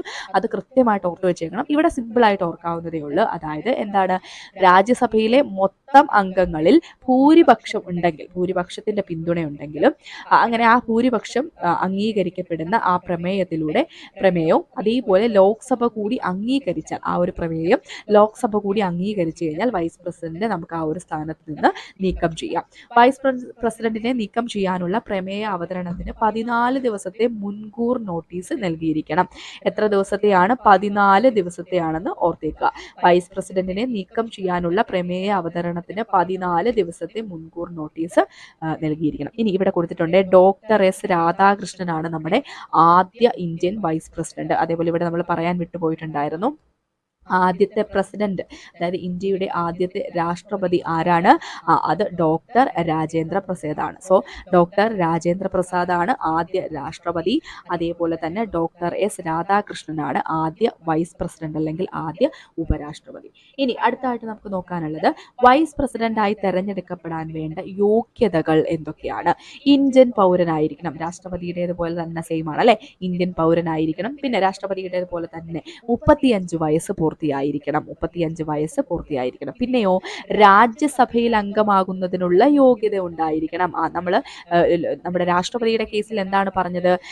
ലോക്സഭയിലേക്ക് തെരഞ്ഞെടുക്കപ്പെടുന്നതിനുള്ള യോഗ്യത ഉണ്ടായിരിക്കണം എന്നാ പറഞ്ഞത് അല്ലെ? എന്നാൽ ഉപരാഷ്ട്രപതിയുടെ കേസിലേക്ക് വരുമ്പോഴത്തേക്കും എന്താ പറയുന്നത്? രാജ്യസഭയിൽ അംഗമായിരിക്കുന്നതിനുള്ള യോഗ്യത ഉണ്ടായിരിക്കണം. പിന്നെ ഇന്ത്യയിലെ ഏതെങ്കിലും സർക്കാരിന്റെ കീഴിലുള്ള പ്രതിഫലം പറ്റുന്ന ഉദ്യോഗസ്ഥനായിരിക്കാൻ പാടില്ല എന്നുള്ള ഒരു നിബന്ധന കൂടിയുണ്ട്. അപ്പോൾ രാഷ്ട്രപതിയുടെ ആണെങ്കിലും ഉപരാഷ്ട്രപതിയുടെ ആണെങ്കിലും സെയിം ആയിട്ടുള്ള 3 കാര്യങ്ങളുണ്ട്. അവിടെ ഡിഫറെന്റ് ആയിട്ട് വരുന്ന ഒരു കാര്യമുള്ള ലോക്സഭയിലെ അംഗമാവാനുള്ള യോഗ്യത ആയിരിക്കണം രാഷ്ട്രപതിയായിട്ട് തെരഞ്ഞെടുക്കപ്പെടുന്ന വ്യക്തിക്ക് ഉണ്ടായിരിക്കേണ്ടത്. എന്നാൽ രാജ്യസഭയിലെ അംഗമാകുന്നതിനുള്ള യോഗ്യതയാണ് ഉപരാഷ്ട്രപതിയായിട്ട് അല്ലെങ്കിൽ വൈസ് പ്രസിഡന്റ് ആയിട്ട് തെരഞ്ഞെടുക്കപ്പെടുന്ന അംഗങ്ങൾക്ക് ഉണ്ടായിരിക്കേണ്ടത്. ബാക്കി കാര്യങ്ങളൊക്കെ സെയിം. എന്താണ്? ഇന്ത്യൻ പൗരനായിരിക്കണം, 35 വയസ്സ് പൂർത്തിയായിരിക്കണം, ഇന്ത്യയിലെ ഏതെങ്കിലും സർക്കാരിന്റെ കീഴിൽ പ്രതിഫലം പറ്റുന്ന ഉദ്യോഗസ്ഥനായിരിക്കാൻ പാടില്ല. ഓക്കെ അല്ലേ? ഇനി അപ്പോൾ അടുത്തായിട്ട് നമുക്ക് നോക്കാനുള്ളത് വൈസ് പ്രസിഡന്റിന്റെ ചുമതലകൾ എന്തൊക്കെയാണ്? ഒന്നെന്താണ്? രാജ്യസഭയുടെ എക്സ് ഒഫീഷ്യോ ചെയർമാനാണ് വൈസ് പ്രസിഡന്റ്. ഏതിന്റെയാണ്? രാജ്യസഭയുടെ എക്സ് ഒഫീഷ്യോ ചെയർമാൻ ആരാണ്? വൈസ് പ്രസിഡന്റ് ആണ്. പിന്നെ രാജ്യസഭാ സമ്മേളനത്തിന്റെ അധ്യക്ഷത വഹിക്കുന്നത് ആരാണ്? വൈസ് പ്രസിഡന്റ് ആണ്. ലോക്സഭാ സമ്മേളനത്തിന്റെ അധ്യക്ഷത വഹിക്കുന്നത് നമ്മൾ പറഞ്ഞിട്ടുണ്ട്, സ്പീക്കറാണ് അല്ലെ? ലോക്സഭയുടെ അധ്യക്ഷത വഹിക്കുന്നത്. ഓക്കെ, അപ്പോൾ രാജ്യസഭയുടെ എക്സ് ഒഫീഷ്യോ ചെയർമാനാണ്, രാജ്യസഭാ സമ്മേളനത്തിൽ അധ്യക്ഷത വഹിക്കുന്ന വ്യക്തിയാണ്. ഇനി മരണം, രാജി, ഇംപീച്ച്മെന്റ് എന്നീ കാരണങ്ങളാൽ പ്രസിഡന്റ് പദവിയിൽ ഒഴിവുണ്ടാകുമ്പോൾ പ്രസിഡന്റിന്റെ ചുമതല വഹിക്കുന്ന വ്യക്തി ആരാണ്? വൈസ് പ്രസിഡന്റ് ആണ്. മരണം, രാജി, ഇംപീച്ച്മെന്റ് ഈ കാരണങ്ങളാൽ പ്രസിഡന്റ് പദവിയിൽ ഒഴിവുണ്ടാകുമ്പോൾ പ്രസിഡന്റിന്റെ ചുമതല വഹിക്കുന്നത് ആരാണ്? വൈസ് പ്രസിഡന്റ് ആണ്. 6 മാസത്തിനുള്ളിൽ പുതിയ പ്രസിഡന്റിനെ തെരഞ്ഞെടുക്കുന്നത് വരെ അദ്ദേഹം ആ സ്ഥാനത്ത് തുടരും. നമ്മളതൊക്കെ പറഞ്ഞാണ് അല്ലെ? ഇനി അസുഖത്താലോ മറ്റേതെങ്കിലും കാരണത്താലോ പ്രസിഡന്റിന്റെ അഭാവം ഉണ്ടാകുമ്പോൾ പ്രസിഡന്റായി പ്രവർത്തിക്കുക. അപ്പോൾ 5 പോയിന്റുകളാണ് ഇവിടെ പറയാനുള്ളത്. വൈസ് പ്രസിഡന്റിന്റെ ചുമതലകളിൽ വരുന്നത് എന്തൊക്കെയാണ്? രാജ്യസഭയുടെ എക്സ് ഒഫീഷ്യോ ചെയർമാനാണ് വൈസ് പ്രസിഡന്റ്. അതേപോലെ രാജ്യസഭാ സമ്മേളനങ്ങളിൽ അധ്യക്ഷത വഹിക്കുന്നു. പിന്നെയോ മരണം, രാജി, ഇംപീച്ച്മെന്റ് എന്നീ കാരണങ്ങളാൽ പ്രസിഡന്റ് പദവിയിൽ ഒഴിവുണ്ടാകുമ്പോൾ പ്രസിഡന്റിന്റെ ചുമതല നിർവഹിക്കുന്നു. അതേപോലെ 6 മാസത്തിനുള്ളിൽ പുതിയ പ്രസിഡന്റിനെ തെരഞ്ഞെടുക്കുന്നത് വരെ അദ്ദേഹം ആ സ്ഥാനത്ത് തുടരും. അസുഖത്താലോ മറ്റേതെങ്കിലും കാരണത്താലോ പ്രസിഡന്റിന്റെ അഭാവം ഉണ്ടാകുമ്പോൾ ഇദ്ദേഹമാണ് പ്രസിഡന്റായിട്ട് പ്രവർത്തിക്കേണ്ടത്. ഓക്കെ, അപ്പൊ അത്രയും കാര്യങ്ങളാണ് വൈസ് പ്രസിഡന്റിനെ പറ്റി പറയാനുള്ളത്. ഇനി അടുത്തായിട്ട് നമുക്കുള്ളത് എന്താണ്? പ്രധാനമന്ത്രിയും മന്ത്രിസഭയുമാണ്. നോക്കാം പ്രധാനമന്ത്രി അല്ലെങ്കിൽ പ്രൈം മിനിസ്റ്ററിനെ പറ്റി. ജനങ്ങളുടെ കണ്ണിൽ സർക്കാർ എന്നാൽ എന്താണ്? പ്രധാനമന്ത്രിയാണ് അല്ലെ? നമുക്കൊക്കെ കൂടുതൽ ഫെമിലിയർ ആയിട്ടുള്ള ആരാണ്? പ്രധാനമന്ത്രിയാണ്. ഇനി പാർലമെന്ററി സമ്പ്രദായത്തിൽ പ്രധാനമന്ത്രിക്കുള്ള പ്രാധാന്യം കാരണം ചില നിരീക്ഷകർ പ്രൈം പ്രൈം മിനിസ്റ്റീരിയൽ ഗവൺമെന്റ് എന്ന് വിശേഷിപ്പിക്കാറുണ്ട്. അപ്പോൾ ഈ ഒരു പ്രൈം മിനിസ്റ്ററിന്റെ ആ ഒരു പ്രാധാന്യം കൊണ്ട് തന്നെ ചില നിരീക്ഷകർ പ്രൈം മിനിസ്റ്റീരിയൽ ഗവൺമെന്റ് എന്ന് വിശേഷിപ്പിക്കാറുണ്ട്. പ്രസിഡന്റിനെ സഹായിക്കുന്നതിനും ഉപദേശിക്കുന്നതിനുമുള്ള മന്ത്രിസഭയുടെ തലവനായാണ് ഇന്ത്യൻ ഭരണഘടന പ്രധാനമന്ത്രിയെ കാണുന്നത്. പ്രസിഡന്റ് ആണ് അദ്ദേഹത്തെ നിയമിക്കുന്നത്. അപ്പൊ പ്രധാനമന്ത്രിയെ, പ്രൈം മിനിസ്റ്ററിനെ നിയമിക്കുന്നത് ആരാണ്? പ്രസിഡന്റ് ആണ്. ലോകസഭയിലെ ഭൂരിപക്ഷ കക്ഷിയുടെയോ കൂട്ടുകക്ഷിയുടെയോ നേതാവിനെയാണ് സർക്കാർ ഉണ്ടാക്കുന്നതിന് പ്രസിഡന്റ് ക്ഷണിക്കുന്നത്. എന്താണ്? ലോക്സഭയിലാണ് എന്നുള്ള കാര്യം ഓർക്കണേ. ലോക്സഭയിലെ ഭൂരിപക്ഷ കക്ഷിയുടെയോ കൂട്ടുകക്ഷിയുടെയോ നേതാവിനെയാണ് സർക്കാർ ഉണ്ടാക്കുന്നതിന് പ്രസിഡന്റ് ക്ഷണിക്കുന്നത്. നമ്മുടെ ആദ്യ പ്രധാനമന്ത്രി ആരാണ്? ഇവിടെ കൊടുത്തിട്ടുണ്ട്. ആരാണ്? ജവഹർലാൽ നെഹ്റു ആണ്. ഓർത്തു വെച്ചേക്കണേ. ഇനി ഭരണഘടന അനുസരിച്ച് പ്രധാനമന്ത്രിയുടെ ചുമതലകൾ എന്തൊക്കെയാണ് എന്നുള്ളത് താഴെ പറയുന്നുണ്ട്. നോക്കിക്കൊള്ളുക. ഒന്നാണ് നിയമനിർമ്മാണ നിർദ്ദേശങ്ങളും ഭരണ നിർവഹണവും സംബന്ധിച്ച എല്ലാ മന്ത്രിസഭാ ചർച്ചകളും പ്രസിഡന്റിനെ അറിയിക്കണം. എന്താണ്? നിയമനിർമ്മാണ നിർദ്ദേശങ്ങളും അതേപോലെ ഭരണ നിർവഹണവും സംബന്ധിച്ചുള്ള എല്ലാ മന്ത്രിസഭാ ചർച്ചകളും പ്രസിഡന്റിനെ അറിയിക്കണം. അടുത്തതോ, ഭരണവും നിയമനിർമ്മാണവും സംബന്ധിച്ച് പ്രസിഡന്റ് ആവശ്യപ്പെടുന്ന വിശദാംശങ്ങൾ നൽകാൻ ആര് ബാധ്യസ്ഥരാണ്? പ്രൈം മിനിസ്റ്റർ ബാധ്യസ്ഥനാണ്. ഇനി ഏതെങ്കിലും വിഷയത്തിൽ ഒരു മന്ത്രി ഒറ്റയ്ക്കെടുക്കുന്ന തീരുമാനങ്ങൾ പ്രസിഡന്റ് ആവശ്യപ്പെട്ടാൽ മന്ത്രിസഭയുടെ പരിഗണനയ്ക്കായി സമർപ്പിക്കണം. അതായത് ഏതെങ്കിലും വിഷയത്തിൽ ഒരു മന്ത്രി ഒറ്റയ്ക്കൊരു തീരുമാനം എടുത്തെന്ന് വിചാരിക്കുക. അത് പ്രസിഡന്റ് ആവശ്യപ്പെട്ടാൽ എന്ത് ചെയ്യണം? മന്ത്രിസഭയുടെ പരിഗണനയ്ക്കായിട്ട് സമർപ്പിക്കണം. ഓക്കെ, അപ്പൊ ഇത്രയും കാര്യങ്ങളാണ് പ്രൈം മിനിസ്റ്ററിന്റെ ഫങ്ഷൻസ് ആയിട്ട് വരുന്നത്. ഇനി പ്രധാനമന്ത്രിയും മന്ത്രിസഭയും നോക്കിക്കൊള്ളുക. പ്രധാനമന്ത്രിയുടെ അധികാരങ്ങളും ചുമതലകളും പറയുക. ലോക്സഭ പിരിച്ചുവിടാൻ പ്രസിഡന്റിനെ ഉപദേശിക്കാൻ ആർക്കാവും? പ്രധാനമന്ത്രിക്കാവും. സർക്കാർ നയങ്ങൾ വിശദീകരിക്കുന്നു, പ്രതിരോധിക്കുന്നു. ചെയർമാൻ, അതായത് നീതി ആയോഗിന്റെ ചെയർമാനായിട്ട് പ്രവർത്തിക്കുന്നത് ആരാണ്? പ്രധാനമന്ത്രിയാണ്. മന്ത്രിസഭ അധ്യക്ഷനായിട്ട് പ്രവർത്തിക്കുന്നത് പ്രധാനമന്ത്രിയാണ്. അപ്പോൾ ലോക്സഭ പിരിച്ചുവിടാൻ പ്രസിഡന്റിനെ ഉപദേശിക്കുന്നു, സർക്കാർ നയങ്ങൾ വിശദീകരിക്കുന്നു, അതിനെ പ്രതിരോധിക്കാനാവുന്നു. നീതി ആയോഗിന്റെ ചെയർമാൻ പ്രൈം മിനിസ്റ്റർ അല്ലെങ്കിൽ പ്രധാനമന്ത്രിയാണ്. മന്ത്രിസഭ അധ്യക്ഷനാണ് അദ്ദേഹം. പിന്നെയോ സർക്കാരിന്റെ തലവനാണ്. സർക്കാർ രൂപീകരിക്കുന്നത് പ്രൈം മിനിസ്റ്റർ ആണ്. വകുപ്പുകൾ വിഭജിച്ചു നൽകുന്നു. വളരെ ഇമ്പോർട്ടന്റ് ആണ്. PSC ഒരു ചോദ്യം ചോദിച്ചിട്ടുണ്ടായിരുന്നു. ഇത്തരത്തിൽ ഓരോ മന്ത്രിമാർക്കും വകുപ്പുകൾ നൽകുന്നത് പ്രൈം മിനിസ്റ്റർ ആണോ പ്രസിഡന്റ് ആണോ? ആരാണ്? പ്രൈം മിനിസ്റ്റർ ആണ്. അതേപോലെ മന്ത്രിസഭ പുനഃസംഘടിപ്പിക്കുന്നു. ഇതെല്ലാം പ്രൈം മിനിസ്റ്ററിന്റെ അധികാരങ്ങളിൽ വരുന്നതാണ്. അപ്പൊ എത്രയാണ്? 8 അധികാരങ്ങൾ ഇവിടെ പഠിക്കുന്നുണ്ട്. ഓർത്തു വെച്ചേക്കുക. നോക്കോളുക. ആർട്ടിക്കിൾ 74 പ്രകാരം കാര്യനിർവഹണത്തിൽ പ്രസിഡന്റിനെ സഹായിക്കുവാനും ഉപദേശിക്കുവാനുമായി പ്രധാനമന്ത്രി അധ്യക്ഷനായ ഒരു മന്ത്രിസഭ ഉണ്ടായിരിക്കണം. അപ്പോൾ ഏത് ആർട്ടിക്കിൾ പ്രകാരമാണ്? ആർട്ടിക്കിൾ 74 പ്രകാരമാണ് പറയുന്നത് കാര്യനിർവഹണത്തിൽ പ്രസിഡന്റിനെ സഹായിക്കുവാനും ഉപദേശിക്കാനുമായിട്ട് പ്രധാനമന്ത്രി അധ്യക്ഷനായിട്ടുള്ള ഒരു മന്ത്രിസഭ ഉണ്ടായിരിക്കണം. പ്രധാനമന്ത്രിയുടെ ഉപദേശം അനുസരിച്ച് പ്രസിഡന്റ് ആണ് കേന്ദ്ര മന്ത്രിസഭയിലെ മന്ത്രിമാരെ നിയമിക്കുന്നത്. നമ്മൾ എന്താ പറഞ്ഞത്? പ്രധാനമന്ത്രിയുടെ ഉപദേശം അനുസരിച്ച് പ്രസിഡന്റ് ആണ് കേന്ദ്ര മന്ത്രിസഭയിലെ മന്ത്രിമാരെ നിയമിക്കുന്നത്. അപ്പോൾ അത് ഒരു കാര്യം മാറിപ്പോവരുത്. പ്രസിഡന്റ് ആണ് എന്ത് ചെയ്യുന്നത്? പ്രധാനമന്ത്രിയുടെ ഉപദേശം അനുസരിച്ച് മന്ത്രിമാരെ നിയമിക്കുന്നത്. എന്നാൽ ഈ മന്ത്രിമാർക്ക് വകുപ്പുകൾ വിഭജിച്ചു നൽകുന്നത് ആരാണ്? അത് പ്രൈം മിനിസ്റ്റർ ആണ് എന്നൊന്ന് ഓർത്തിരിക്കുക. കേന്ദ്ര മന്ത്രിസഭയ്ക്ക് ലോക്സഭയോട് കൂട്ടുത്തരവാദിത്വം ഉണ്ടായിരിക്കണമെന്ന് ഭരണഘടന വ്യക്തമാക്കിയിട്ടുണ്ട്. സ്റ്റേറ്റ്മെന്റ് രീതിയിൽ ചോദിച്ചിട്ടുണ്ട്. കേന്ദ്ര മന്ത്രിസഭയ്ക്ക് ലോക്സഭയോട് കൂട്ടുത്തരവാദിത്വം ഉണ്ടായിരിക്കണമെന്ന് ഭരണഘടന വ്യക്തമാക്കുന്നുണ്ട് കേട്ടോ. ഓരോ മന്ത്രിയും അവരുടെ വകുപ്പുകളിലെ തീരുമാനങ്ങളിലും പ്രവർത്തനങ്ങളിലും മാത്രമല്ല മറ്റു വകുപ്പുകളിലെ പ്രവർത്തനങ്ങളിലും ഉത്തരവാദിത്വം ഉണ്ടായിരിക്കും. ഒരു മന്ത്രിക്ക് മറ്റു വകുപ്പുകളിലെ പ്രവർത്തനങ്ങളെക്കുറിച്ച് അഭിപ്രായ വ്യത്യാസമുണ്ടെങ്കിൽ അത് മന്ത്രിസഭായോഗത്തിൽ ഉന്നയിച്ചിരിക്കണം. മന്ത്രിസഭായോഗത്തിന്റെ തീരുമാനങ്ങൾ എല്ലാ മന്ത്രിമാരും അനുസരിക്കുവാനും ന്യായീകരിക്കുവാനും ബാധ്യസ്ഥരായിരിക്കും. ഏതെങ്കിലും മന്ത്രി അല്ലെങ്കിൽ മന്ത്രിസഭാ തീരുമാനങ്ങളോട് യോജിക്കുന്നില്ലെങ്കിൽ അവർ മന്ത്രിസഭയിൽ നിന്ന് രാജിവെച്ചു പോകണം. അപ്പോൾ ഒരു മന്ത്രി മന്ത്രിസഭയുടെ തീരുമാനത്തിനോട് യോജിക്കുന്നില്ലെങ്കിൽ എന്ത് ചെയ്യണം? അവർ മന്ത്രിസഭയിൽ നിന്ന് രാജിവെക്കണം. ഇനി വിവിധ തരം മന്ത്രിമാരെ പറ്റി ഇവിടെ പറയുന്നുണ്ട്. ക്യാബിനറ്റ് മന്ത്രിമാരുണ്ട്, സഹമന്ത്രിമാരുണ്ട്, ഉപമന്ത്രിമാരുണ്ട്. അപ്പൊ നോട്ട് ചെയ്ത് വെച്ചോണേ. ക്യാബിനറ്റ് മന്ത്രിമാരെന്ന് പറഞ്ഞാൽ എന്താണ്? മന്ത്രിസഭയിൽ ക്യാബിനറ്റ് റാങ്കും വകുപ്പുകളുടെ പൂർണ്ണ ചുമതലയുമുള്ള മന്ത്രിമാരടങ്ങിയ സമിതിയാണ് എന്ത്? ക്യാബിനറ്റ്. അപ്പൊ അതിൽ ഉൾപ്പെട്ട മന്ത്രിമാരാണ് ക്യാബിനറ്റ് മന്ത്രിമാർ. ഇനി സഹമന്ത്രിമാർ എന്ന് പറഞ്ഞാൽ എന്താണ്? വകുപ്പുകളുടെ ഭരണനിർവഹണത്തിൽ ക്യാബിനറ്റ് മന്ത്രിമാരെ സഹായിക്കുന്നതിനായി നിയമിക്കപ്പെടുന്ന മന്ത്രിമാരാണ് സഹമന്ത്രിമാർ. അതേപോലെ ഉപമന്ത്രിമാരുണ്ട്, അതായത് സഹമന്ത്രിമാരുടെ കീഴിൽ പ്രവർത്തിക്കുന്നവരാണ് ഉപമന്ത്രിമാർ. അപ്പോൾ ഒരു പർട്ടിക്കുലർ വകുപ്പ്, ഇപ്പൊ കൃഷി എടുക്കുകയാണെങ്കിൽ എന്താണ്, അതിന്റെ പൂർണ്ണ ചുമതലയുള്ള ഒരു മന്ത്രി ഉണ്ടായിരിക്കും. അതിന്റെ സഹമന്ത്രിമാർ, അതായത് ആ ഒരു കാര്യത്തിൽ ഭരണനിർവഹണത്തിൽ ക്യാബിനറ്റ് മന്ത്രിമാരെ സഹായിക്കുന്ന അത്തരത്തിലുള്ള സഹമന്ത്രിമാരുണ്ടായിരിക്കും. പിന്നെ അതേപോലെ എന്താണ്, ഒരു ഉപമന്ത്രി ഉണ്ടായിരിക്കും, സഹമന്ത്രിയുടെ കീഴിൽ പ്രവർത്തിക്കുന്ന ഒരു ഉപമന്ത്രിയും ഉണ്ടായിരിക്കും. ഓക്കെ, രാഷ്ട്രീയ എക്സിക്യൂട്ടീവും അതേപോലെ സ്ഥിരം എക്സിക്യൂട്ടീവ് എന്നിങ്ങനെ രണ്ട് രീതിയിലാണ് കാര്യനിർവഹണ വിഭാഗത്തെ വിഭജിച്ചിട്ടുള്ളത് അല്ലെ. അപ്പൊ അതിൽ രാഷ്ട്രീയ എക്സിക്യൂട്ടീവിനെ സംബന്ധിച്ചുള്ള കാര്യങ്ങളൊക്കെ നമ്മൾ പഠിച്ചു കഴിഞ്ഞു. ഓക്കെ, അടുത്ത നമ്മൾ പഠിക്കാൻ പോകുന്നത് സ്ഥിരം എക്സിക്യൂട്ടീവിനെ പറ്റിയാണ്. പെർമനന്റ് എക്സിക്യൂട്ടീവ്, അവരെയാണ് നമ്മൾ ബ്യൂറോക്രസി എന്ന പേരിൽ അറിയപ്പെടുന്നത്. പ്രസിഡന്റ്, പ്രധാനമന്ത്രി, മന്ത്രിസഭാ അംഗങ്ങൾ എന്നിവർ മാത്രമാണോ എക്സിക്യൂട്ടീവിൽ ഉൾപ്പെടുന്നത്? അല്ല, അല്ലെ. ഗവൺമെന്റിന്റെ ദൈനംദിന പ്രവർത്തനങ്ങളിൽ മന്ത്രിമാരെ സഹായിക്കുന്നത് ആരാണ്? സ്ഥിര കാര്യനിർവഹണ വിഭാഗം എന്നറിയപ്പെടുന്ന ബ്യൂറോക്രസിയാണ് രാജ്യത്തിന്റെ ദൈനംദിന ഭരണ നിർവഹണം നടത്തുന്നത്. രാഷ്ട്രീയ നയത്തിനതീതമായി രാഷ്ട്രത്തിന്റെ പ്രവർത്തനങ്ങൾ നടത്തുന്നതിനായി നിയമിക്കപ്പെട്ട ഉദ്യോഗസ്ഥരാണ് ബ്യൂറോക്രസി എന്നറിയപ്പെടുന്നത്. ഓഫീസിലോ ഫീൽഡിലോ ജോലി ചെയ്യുന്ന എല്ലാ സർക്കാർ ഉദ്യോഗസ്ഥരും ബ്യൂറോക്രസിയുടെ ഭാഗമാണ്. അതിൽ ഉയർന്ന ഉദ്യോഗസ്ഥരും കീഴ് ജീവനക്കാരും ഉൾപ്പെടുന്നു. ശ്രേണികളായി വിഭജിക്കപ്പെട്ടിട്ടുള്ള ഈ സമ്പ്രദായത്തിൽ ഓരോ ശ്രേണിയും അടുത്ത ശ്രേണിയുമായി ബന്ധപ്പെട്ടിരിക്കുന്നു. ഓരോ ബ്യൂറോക്രാറ്റും വിവേകശാലിയും നല്ല ഭരണകർത്താവും ആയിരിക്കണമെന്നാണ് കരുതുന്നത്. അപ്പോൾ ഇവിടെ ബ്യൂറോക്രസിയുടെ സവിശേഷതകൾ ചോദിച്ചിട്ടുണ്ട്. ഒരു പ്രീവിയസ് ഇയർ ക്വസ്റ്റ്യൻ ആണ്. നമ്മൾ ഭരണഘടനയുമായിട്ട് ബന്ധപ്പെട്ട PVQ ചെയ്ത സമയത്തൊക്കെ അത് ഡിസ്കസ് ചെയ്തിട്ടുണ്ട് കേട്ടോ. നമ്മൾ 2024 ഭരണഘടനയിൽ നിന്ന് ചോദിച്ച ക്വസ്റ്റ്യൻസും അതേപോലെ 2023 2022 ഇതിൽ ഓരോ വർഷവും ചോദിച്ച കംപ്ലീറ്റ് ക്വസ്റ്റ്യൻസും വെച്ചിട്ട് ക്ലാസ്സുകൾ വീഡിയോസ് ചെയ്തിട്ടുണ്ട് കേട്ടോ. നമ്മുടെ ചാനൽ സെർച്ച് ചെയ്താൽ അത് കാണാം. ഓക്കെ, അപ്പൊ എന്തൊക്കെയാണ് ബ്യൂറോക്രസിയുടെ സവിശേഷതകൾ? ഇവർക്ക്, അതായത് ഈ ബ്യൂറോക്രാറ്റ്സിന് എന്താണ്, പ്രത്യേക വൈദഗ്ധ്യം ഉള്ളവരായിരിക്കണം. അതേപോലെ ഇവരുടെ ചുമതലകൾ വിഭജിച്ച് അതേപോലെ മറ്റൊരു പ്രത്യേകതയാണ് ശ്രേണീക്രമം. എന്താണ്?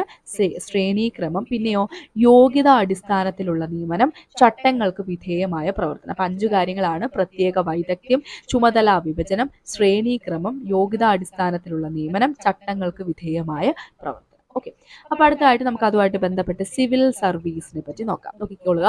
പൊതുജന സേവനവുമായി ബന്ധപ്പെട്ട കാര്യങ്ങളിൽ അധിഷ്ഠിതമായി പ്രവർത്തിക്കുന്നതിനാൽ ബ്യൂറോക്രസിയെ സിവിൽ സർവീസ് എന്നും വിളിക്കുന്നു. അപ്പോൾ ബ്യൂറോക്രസി അറിയപ്പെടുന്ന മറ്റൊരു പേരാണ് സിവിൽ സർവീസ്. ആധുനിക രാഷ്ട്രങ്ങളുടെ എല്ലാം ലക്ഷ്യം ക്ഷേമരാഷ്ട്രം സ്ഥാപിക്കലാണ്. ലോകമെങ്ങുമുള്ള ഭരണകൂടങ്ങൾ ബഹുമുഖങ്ങളായ സേവനങ്ങളാണ് നിർവഹിക്കുന്നത്. വ്യവസായവൽക്കരണം, നഗരവൽക്കരണം, ശാസ്ത്ര സാങ്കേതിക വിദ്യകളുടെ പുരോഗതി എന്നീ കാരണങ്ങളാൽ സർക്കാരിന്റെ പ്രവർത്തനങ്ങളിൽ സമൂലവും സങ്കീർണവുമായ മാറ്റം സംഭവിച്ചിട്ടുണ്ട്. രാഷ്ട്രസങ്കല്പത്തിലുണ്ടായ ഈ മാറ്റങ്ങൾ എല്ലാ രാഷ്ട്രങ്ങളിലെയും സിവിൽ സർവീസിന്റെ പ്രാധാന്യം വർദ്ധിപ്പിക്കുന്നതിന് ഇടയാക്കി. ഇനി നമുക്ക് പ്രധാനമായിട്ടും നോക്കാനുള്ളത് ഇന്ത്യൻ സിവിൽ സർവീസിനെയാണ്. ഇന്ത്യൻ ഭരണഘടനയുടെ ഭാഗം 14 സിവിൽ സർവീസിനെ കുറിച്ചും പബ്ലിക് സർവീസ് കമ്മീഷനെ കുറിച്ചും പറയുന്നുണ്ട്. ഏത് ഭാഗത്താണ്? ഭാഗം 14 എന്താണ്? സിവിൽ സർവീസിനെ കുറിച്ചും പബ്ലിക് സർവീസ് കമ്മീഷനെ കുറിച്ചും PSCയെ പറ്റിയൊക്കെ പറയുന്നുണ്ട്. കേന്ദ്ര സംസ്ഥാന സർക്കാരുകളിലെ സിവിൽ ഉദ്യോഗസ്ഥന്മാരുടെ നിയമന, സേവന, വേതന വ്യവസ്ഥകൾ ക്രമീകരിക്കുന്നതിനുള്ള നിയമങ്ങൾ കൊണ്ടുവരുന്നതിന് ഭരണഘടന പാർലമെന്റിനെയും സംസ്ഥാന നിയമസഭകളെയും അധികാരപ്പെടുത്തിയിരിക്കുന്നത്. അപ്പൊ നോക്കിക്കൊള്ളുക, ഇന്ത്യയിലെ സിവിൽ സർവീസ് 3 ആയിട്ടാണ് വിഭജിക്കപ്പെട്ടിട്ടുള്ളത്. അഖിലേന്ത്യാ സർവീസ് ഉണ്ട്, കേന്ദ്ര സർവീസ് ഉണ്ട്, സംസ്ഥാന സർവീസ് ഉണ്ട്. ഏതൊക്കെയുണ്ട്? അഖിലേന്ത്യാ സർവീസ് ഉണ്ട്, കേന്ദ്ര സർവീസ് ഉണ്ട്, അതേപോലെ സംസ്ഥാന സർവീസ് ഉണ്ട്. ഇന്ത്യൻ സിവിൽ സർവീസിനെ അഖിലേന്ത്യാ സർവീസ്, കേന്ദ്ര സർവീസ്, സംസ്ഥാന സർവീസ് എന്നീ 3 ഭാഗങ്ങളായി തിരിക്കാം. അപ്പോൾ ഓരോന്നിനെ പറ്റി പഠിക്കാം. നമുക്ക് ആദ്യം നോക്കാനുള്ളത് അഖിലേന്ത്യാ സർവീസ് അല്ലെങ്കിൽ ഓൾ ഇന്ത്യ സർവീസിനെ പറ്റിയാണ്. നോക്കാം. കേന്ദ്രത്തിനും സംസ്ഥാനത്തിനും ഒരുപോലെ ബാധകമായതും പാർലമെന്റിനാൽ ക്രമീകരിക്കപ്പെടുന്നതുമായ സർവീസുകളാണ് അഖിലേന്ത്യാ സർവീസുകൾ. IAS, അതേപോലെ IPS, Indian service of engineers, Indian medical and health service, Indian forest service, Indian economic service എന്നിവ അഖിലേന്ത്യാ സർവീസുകളാണ്. അപ്പൊ എന്തൊക്കെയാണ് പറഞ്ഞത്?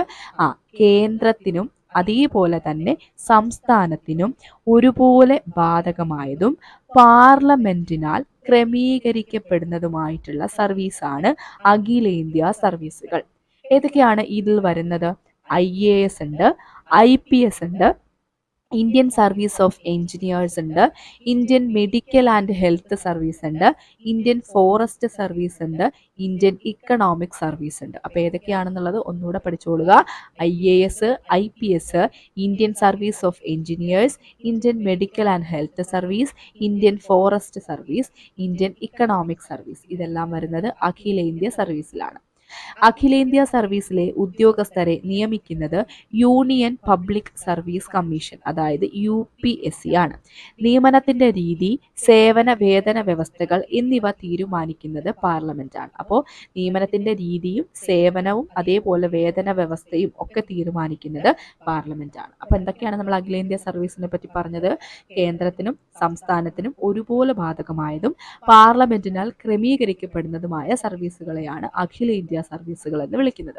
എക്സാമ്പിൾസ് ഏതൊക്കെയാണ്? IAS, IPS, Indian medical and health service, Indian forest service, Indian service of engineers, Indian economic service. പിന്നെന്താണ്? ഇതിൽ ഉദ്യോഗസ്ഥരെ നിയമിക്കുന്നത് UPSC, യൂണിയൻ പബ്ലിക് സർവീസ് കമ്മീഷനാണ്. ഇതിന്റെ ഈ ഒരു നിയമനത്തിന്റെ രീതി, സേവന വേതന വ്യവസ്ഥകളൊക്കെ തീരുമാനിക്കുന്നത് പാർലമെന്റ് ആണ്. ഓക്കെ അല്ലേ? അത് അടുത്തതാണ് കേന്ദ്ര സർവീസ് അല്ലെങ്കിൽ സെൻട്രൽ സർവീസ്. നോക്കാം. കേന്ദ്ര പട്ടികയിൽപ്പെട്ട എല്ലാ വിഷയങ്ങളിലെയും ഭരണ നിർവഹണത്തിനായി രൂപീകരിച്ചിരിക്കുന്ന സർവീസുകളാണ് കേന്ദ്ര സർവീസുകൾ. ഇന്ത്യൻ വിദേശ service, Indian postal service, Indian revenue service, railway service, Indian audit and account service, central secretariat service തുടങ്ങിയവ അതിൽപ്പെടുന്നു. ഈ സർവീസുകൾക്ക് ഓരോന്നിനും സ്വന്തം നിയമന രീതിയും ചട്ടങ്ങളും ശമ്പള സ്കെയിലും ഉണ്ട്. ഇതൊക്കെ ശ്രദ്ധിക്കണം. നമ്മുടെ SCERT ഈ ഒരു സിവിൽ സർവീസിനെ പറ്റി പറയുന്നുണ്ടെങ്കിലും ഇത്രയും ഡീറ്റെയിൽ ആയിട്ട് പറയുന്നില്ല. നമ്മൾ കേരളം ഭരണ സംവിധാനവുമായിട്ട് ബന്ധപ്പെട്ട ചാപ്റ്റേഴ്സ്, SCERT ചാപ്റ്റേഴ്സിന്റെ വീഡിയോ നമ്മൾ ഓൾറെഡി ചെയ്തിട്ടുണ്ടായിരുന്നു. നമ്മുടെ പ്ലേലിസ്റ്റിൽ അത് ഇട്ടിട്ടുണ്ട്. അപ്പോൾ അത് നിങ്ങൾ എന്തായാലും കാണുക. അതിനകത്ത് ബേസിക് ആയിട്ടുള്ള കുറേ ഐഡിയാസ് കിട്ടും. പക്ഷേ ഈ ഒരു കേന്ദ്ര സർവീസിനെ പറ്റിയൊക്കെ ഇത്രയും ഡീറ്റെയിൽ ആയിട്ട് ആ ഒരു ഭാഗത്ത് പറയുന്നില്ല. ഓക്കെ, അപ്പോൾ നമ്മൾ എന്താ പറഞ്ഞത്? കേന്ദ്ര സർവീസിൽ ഉൾപ്പെടുന്നത് ഇന്ത്യൻ വിദേശ സർവീസ് ഉണ്ട്, പിന്നെയോ ഇന്ത്യൻ പോസ്റ്റൽ സർവീസ് ഉണ്ട്, ഇന്ത്യൻ റവന്യൂ സർവീസ് ഉണ്ട്, റെയിൽവേ സർവീസ് ഉണ്ട്, Indian audit and account service ഉണ്ട്, സെൻട്രൽ സെക്രട്ടേറിയറ്റ് സർവീസ് ഉണ്ട്. ഇതെല്ലാം എവിടെ വരുന്നതാണ്? കേന്ദ്ര സർവീസിൽ വരുന്ന കാര്യങ്ങളാണ്. അടുത്തതാണ് സംസ്ഥാന സർവീസ് അല്ലെങ്കിൽ സ്റ്റേറ്റ് സർവീസ്. സംസ്ഥാന പട്ടികയിൽ ഉൾപ്പെടുത്തിയിരിക്കുന്ന വിഷയങ്ങളാണ് സംസ്ഥാന സർവീസ് കൈകാര്യം ചെയ്യുന്നത്. സംസ്ഥാന ചീഫ് സെക്രട്ടറിയുടെ നേതൃത്വത്തിലുള്ള ഒരു ഉദ്യോഗസ്ഥ ഭരണ സംവിധാനം ഓരോ സംസ്ഥാനത്തിലും ഉണ്ടായിരിക്കും. സംസ്ഥാന സർവീസിലേക്ക് ആവശ്യമായ ഉദ്യോഗസ്ഥരെ സംസ്ഥാന പബ്ലിക് സർവീസ് കമ്മീഷനാണ് തെരഞ്ഞെടുക്കുന്നത്. നിയമന രീതി, സേവന വേതന വ്യവസ്ഥ എന്നിവ നിർണ്ണയിക്കുന്നത് സംസ്ഥാന സർക്കാരാണ്. ഇപ്പൊ നമുക്കൊക്കെ കേരളത്തിലാണെങ്കിൽ എന്താണ്? KPSC അല്ലെ, കേരള പബ്ലിക് സർവീസ് കമ്മീഷൻ എന്ന് പറയും. അപ്പൊ തമിഴ്നാട്ടിലാവുമ്പോഴത്തേക്ക് അതനുസരിച്ച് മാറും. ഓരോന്നിന്റെയും ആ ഒരു പേരിൽ സംസ്ഥാനത്തിന്റെ പേര് വെച്ചിട്ടായിരിക്കും. നമുക്കാണെങ്കിൽ KPSC, തമിഴ്നാടിന്റെ ഒക്കെ ആവുമ്പോൾ TNPC എന്ന് പറയും, തമിഴ്നാട് പബ്ലിക് സർവീസ് കമ്മീഷൻ എന്നൊക്കെ പറയും. ഓക്കെ, അപ്പോൾ സംസ്ഥാന സർവീസിൽ എങ്ങനെയാണ്? സംസ്ഥാന പട്ടികയിൽ ഉൾപ്പെടുത്തിയിട്ടുള്ള വിഷയങ്ങളിലാണ് സംസ്ഥാന സർവീസ് കൈകാര്യം ചെയ്യുന്നത്. ഇതെന്താണ്? സംസ്ഥാന ചീഫ് സെക്രട്ടറിയുടെ നേതൃത്വത്തിലുള്ള ഒരു ഉദ്യോഗസ്ഥ ഭരണ സംവിധാനമാണ്. ഓരോ സംസ്ഥാനത്തിനും ഇത് ഉണ്ടായിരിക്കും, പ്രത്യേകമായിട്ട് ഉണ്ടായിരിക്കും. പിന്നെ ഇതിലേക്ക് ആവശ്യമായുള്ള ഉദ്യോഗസ്ഥരെ തിരഞ്ഞെടുക്കുന്നത് എന്താണ്? സംസ്ഥാന പബ്ലിക് സർവീസ് കമ്മീഷൻ വഴിയാണ്. ഇവരുടെ നിയമന രീതി, സേവന വേതന വ്യവസ്ഥകളൊക്കെ നിർണ്ണയിക്കുന്നത് സംസ്ഥാന സർക്കാരാണ്. കേന്ദ്ര സർവീസിൽ ഒരു കാര്യം കൂടെ നോട്ട് ചെയ്യണം, ഞാൻ എടുത്തു പറയാൻ വിട്ടുപോയതൊരു കാര്യമാണ്. എന്താണ്? ഈ സർവീസുകൾക്ക് ഓരോന്നിനും, അതായത് കേന്ദ്ര സർവീസിന് ഓരോന്നിനും സ്വന്തം നിയമന രീതിയും ചട്ടങ്ങളും ശമ്പള സ്കെയിലും ഉണ്ട് എന്നുള്ള കാര്യം കൂടി നോട്ട് ചെയ്തേക്കുക. അപ്പോൾ ആ 3 കാര്യങ്ങൾ, അതായത് കേന്ദ്ര സർവീസ്, അതേപോലെ അഖിലേന്ത്യാ സർവീസ്, സംസ്ഥാന സർവീസ്, അതും ക്ലിയർ ആയെന്ന് വിചാരിക്കും.